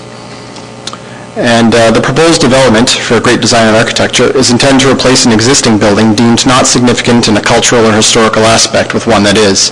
It seeks to integrate with historical architectural styles of the Wellington streetscape while possessing distinct attributes through architecture and landscape so as to attract and enhance new businesses, residential, cultural, and pedestrian activities and opportunities within the Wellington Village portion of the Aurora Promenade. So I'll just walk you through a few more slides. And there we go. How do I get forward in this? Oh, backwards. Okay, so here's a photograph of the existing site proposed for redevelopment. It's been delisted from the Heritage Registry, as you see. That's just looking at it from the south side, from the north side. That's an adjacent building directly to the west. So it's picking up on the architectural styles of surrounding buildings. Those are the buildings to the east. That's a view from the property looking westward on Wellington Street. That's across the street at Walton Drive. That's the driveway that the York Region requested that we realign our driveway to converse with a little more satisfactorily. And that's a view going west from the subject property of Wellington Street East. And here's a photograph of the existing site before proposed redevelopment again. And there is a view from the street of the proposed development. Entry, you see the driveway in there into the parking lot at the rear.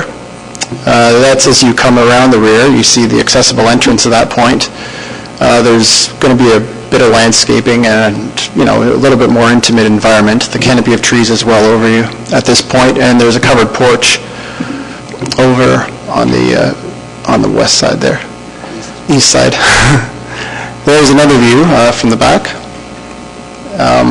from the parking lot. Most people will be entering from the parking lot and entering the building from here.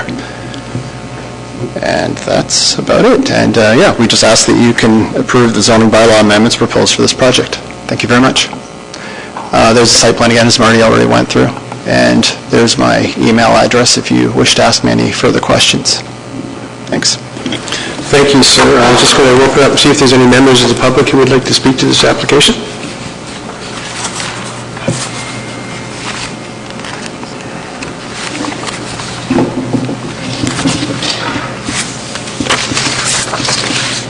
Good evening, Council. Good evening, Mayor. Again, it's ironic. I'm Stephen Woyslaw, and I'm a sales representative at York National Realty, which is directly across the street from the proposed property.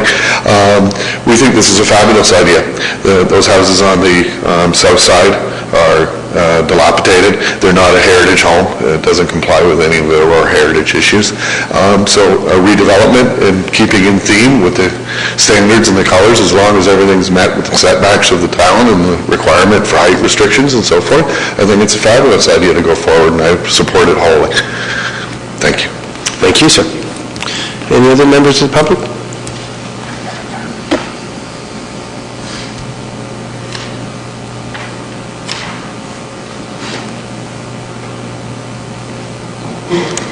Good evening. I'm Terry Smith, and I live at 19 Marmont Street, so I'm on the west-south at the very end of the property. And we are fine and okay with this business going where it is, and we're okay with having a parking lot behind us. But and the only concern that I have is maybe the large canopy of trees. I didn't get a chance, or didn't really think about it when I spoke to the owner, but there is one very massive tree at the back end, and we would like, if they wouldn't mind, just having a look at that one tree before they go and develop too much along there. It is a massive tree that, if you trim too much, we were told, can shift the weight so the tree could go one way or the other. And so it has been kind of a dilemma for the neighbors because it overhangs ours and it overhangs the cars, like the parking lot or the driveway next door to me. So there are a lot of large branches there that just maybe they could have a look at that for us before they go forward. And our thought was just also on lighting, just so that we don't have our bedrooms lit up at night because our bedrooms are along the back there. But other than that, I think we'll be okay with that. We knew at some point it would be developed to something, and we think this will be a okay fit for our neighborhood, and we should get along good and be good neighbors. Thank you. Mr. Pitoto? Is that correct? Yes. Could you answer that question, please, with respect to the tree and then perhaps the lighting issue?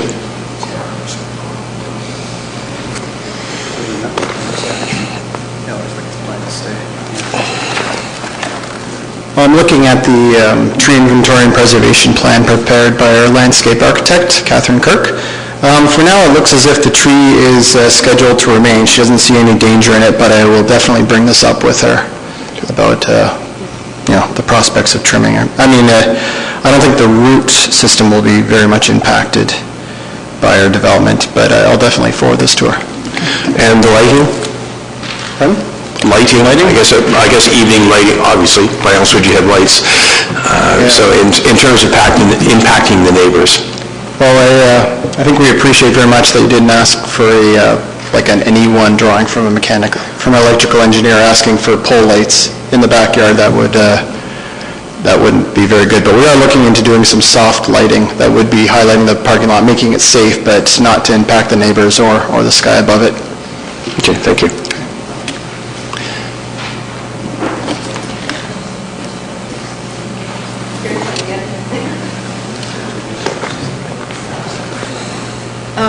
I just wanted to add, just the tree, we are just worried about it because it is a massive tree with a big root span, and we are afraid if it does go, like it would take a lot of our backyard. It is really a big, big tree. It's been there for many years, so that is just a concern, and I don't want to make added expense. We just want to be sure that it could be addressed. Your point's well taken. Thank you very much.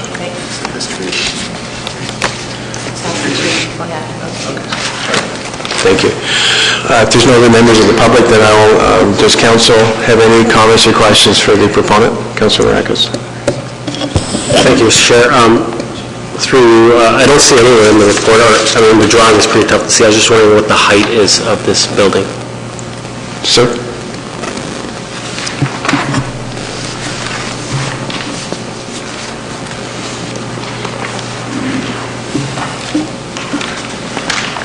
Okay, one zoning bylaw amendment that we did ask for was that the building might be allowed to be 10.5 meters tall. I believe current zoning dictates 10. That was just in case there might be excessive mechanical equipment and so on, as we've been exploring different options for powering the building. Right now, we are just at a touch over 10 meters above average grade level. Councilor? That's fine, thank you. Any other comments or questions for the proponent? I've got Councilor Abel. Anybody else? Councilor Abel. Thank you, Mr. Mayor. I know it comes forward at a site, but how many parking spots do you have there? We have 16 proposed right now.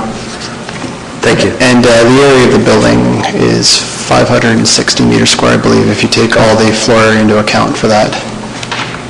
It's great, and I would welcome the doctor back to Aurora. So I think it's great. The building looks good, and it's just exactly what we need moving along. It was a comment that was also made by a member of the public. So thank you. Councilor Humphreys. Thank you, Mr. Mayor, and we want you back, so thank you for applying and also for redeveloping the area with the beautiful looking structure.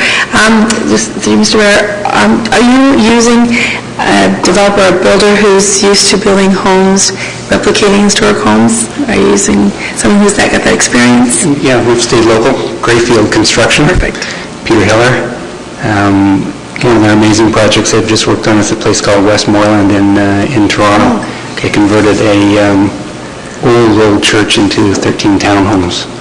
So they've done some heritage stuff. Beautiful. Yeah, he's an experienced commercial builder, commercial and residential, actually. Great. Thank you. Thank you so much. It's great. That's all. Thank you. Further questions for the proponent? Okay, so I'll close the public portion of the meeting. I would ask someone to put the recommendation on the floor, please. Councilor Marakis, Councilor Abel.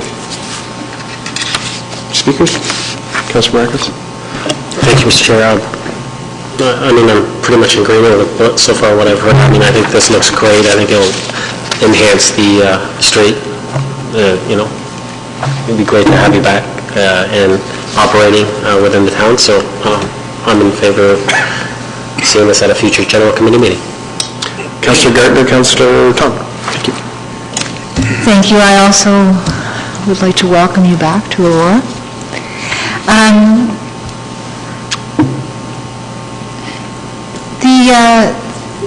The buffering, I believe there was a question about buffering, and there's residential on 3 sides, although I think only 2 sides were mentioned.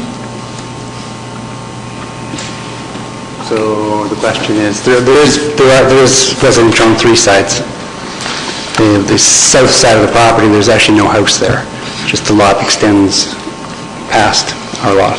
Thank you. Is there a fence being proposed? Yes. Councillor Tom, Councillor Thompson. Thank you, Mr. Mayor, and don't want to sound like a broken record here, but I also think that it's great that you're coming back to Aurora. I love to see businesses coming back to town, and especially with respect to the Young Wellington corridor. I think it's great that you can incorporate a highly technological business into a heritage framework. I think that's fantastic. I also think it's great that you're going to keep as many trees as possible. I think one of the things that makes the character of that neighborhood so fantastic is that it has such a vibrant amount of old heritage trees, and I think it's great that if we can save as many of them as possible. And with respect to the lighting that the member of the public had mentioned, I think as long as that's taken care of as well, I know you have to keep parking lots safe when it gets dark, but there's probably ways that you can mitigate the light pollution to other properties because you can have it lower, but maybe below the fence that you put around. So again, I think that's good. I'd like to see that as well. One of the things I suppose I'd like to see perhaps at the general committee moving forward is where the report speaks to the site-specific bylaw exceptions that will be required. I mean, it doesn't quantify them. So I'd just like to see them quantified perhaps. Mr. Muno, just take that into advisement here. And that'll be what I'd like to see moving forward. Other than that, I do think this is a great move forward, and I'm very excited for it. So thank you. Councillor Thompson, Councillor Harpers. You gentlemen can sit down. Thank you very much. Thanks. Or you can stand, your choice. Certainly over the last few years, we've seen a number of applications along Wellington Street in terms of more professional offices and development, from the Canada Post building on down, and certainly this is in keeping with it as we see that continual redevelopment along those lines, and absolutely I'm supportive of the application before us and the opportunity to bring another business back to Aurora. So welcome back. Councillor Humphreys. Through Mr. Mayor, just ditto, and just in terms of the tree, I think the resident was just curious about the safety of it. I mean, love to keep the heritage tree, absolutely, but if we put in a report that, is it safe, the trimming of it, just making sure that, that no other damage will be caused to anybody's backyards, but I'd love to keep that tree if possible, but thanks. Thank you. Any other speakers to the motion? Councillor Gardner, second time. Thank you. Through Mr. Mayor to Mr. Muno. Mr. Muno, could you say what the site-specific exceptions are? I'm guessing one is the parking? Mr. Muno? Certainly. We've identified, and we will at a future report, quantify them. But, number one, they are requesting exceptions to the minimum driveway width. Okay. And Marty, if you can pull out the larger plan, reduce minimum front yard setback, because they do want to bring the building a little closer than the current setback. Increase building height. Their current zoning bylaw has a 10-meter height, and they're looking at 10.5. The actual OP for this area allows 3 stories at 11.5 meters, so we'll evaluate the request for 10.5 meter. Reducing the minimum number of parking spaces. Our zoning bylaw has a different rate than our OP, and again, the reduction in the minimum parking aisle width. I can turn that over to Marty if you have those current zoning bylaw provisions handy. Mr. Rokos?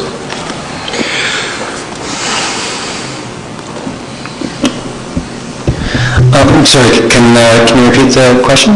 Do you have the exceptions, the current driveway width and front yard setback and parking aisle width? within the current R5 zone in what the proposal is seeking. Through you, Mr. Mayor, I'm really not concerned about that. Thank you. I thought that was your question.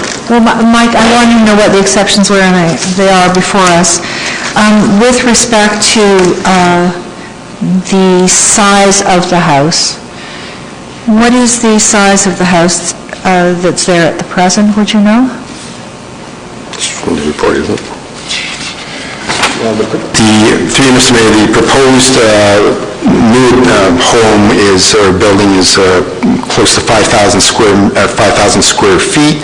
The existing structure is a little smaller. I don't have that handy, but if you can look at the footprint, it was probably closer to half the size, 2,500 square feet.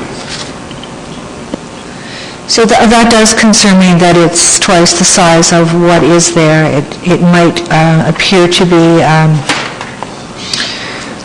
well, it's too beautiful to be called a monster home, but it might be a little bit of a shock to the neighbors to have such a large building there.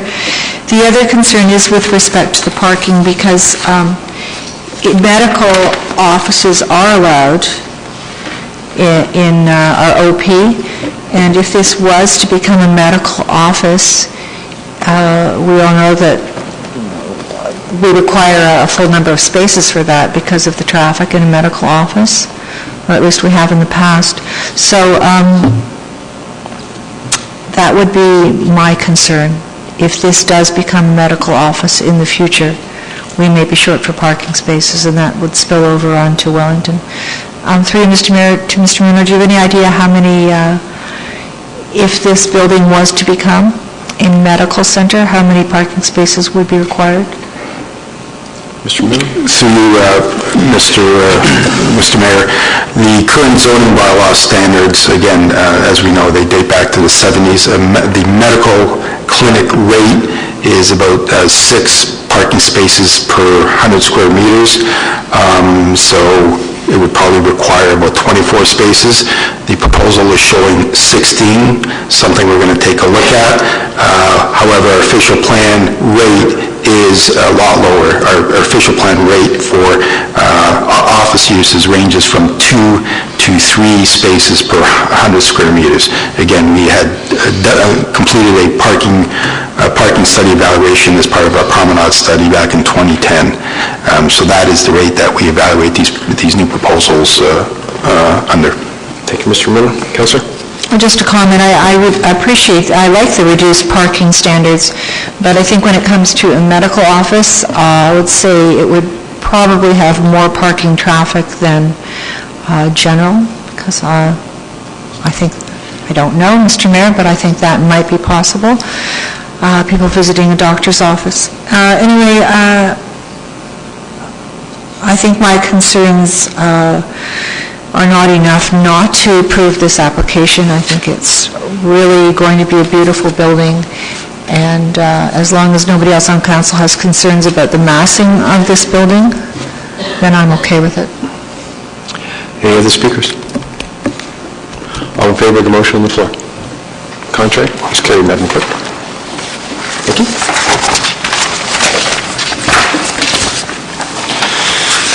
Council, confirming bylaw, Councillor Peary, Councillor Tom, all in favor? Contrary? Carried. Motion to adjourn, Councillor Kim, Councillor Hopkins, all in favor? Contrary? Carried. Thank you very much for coming up. Thank you, sir.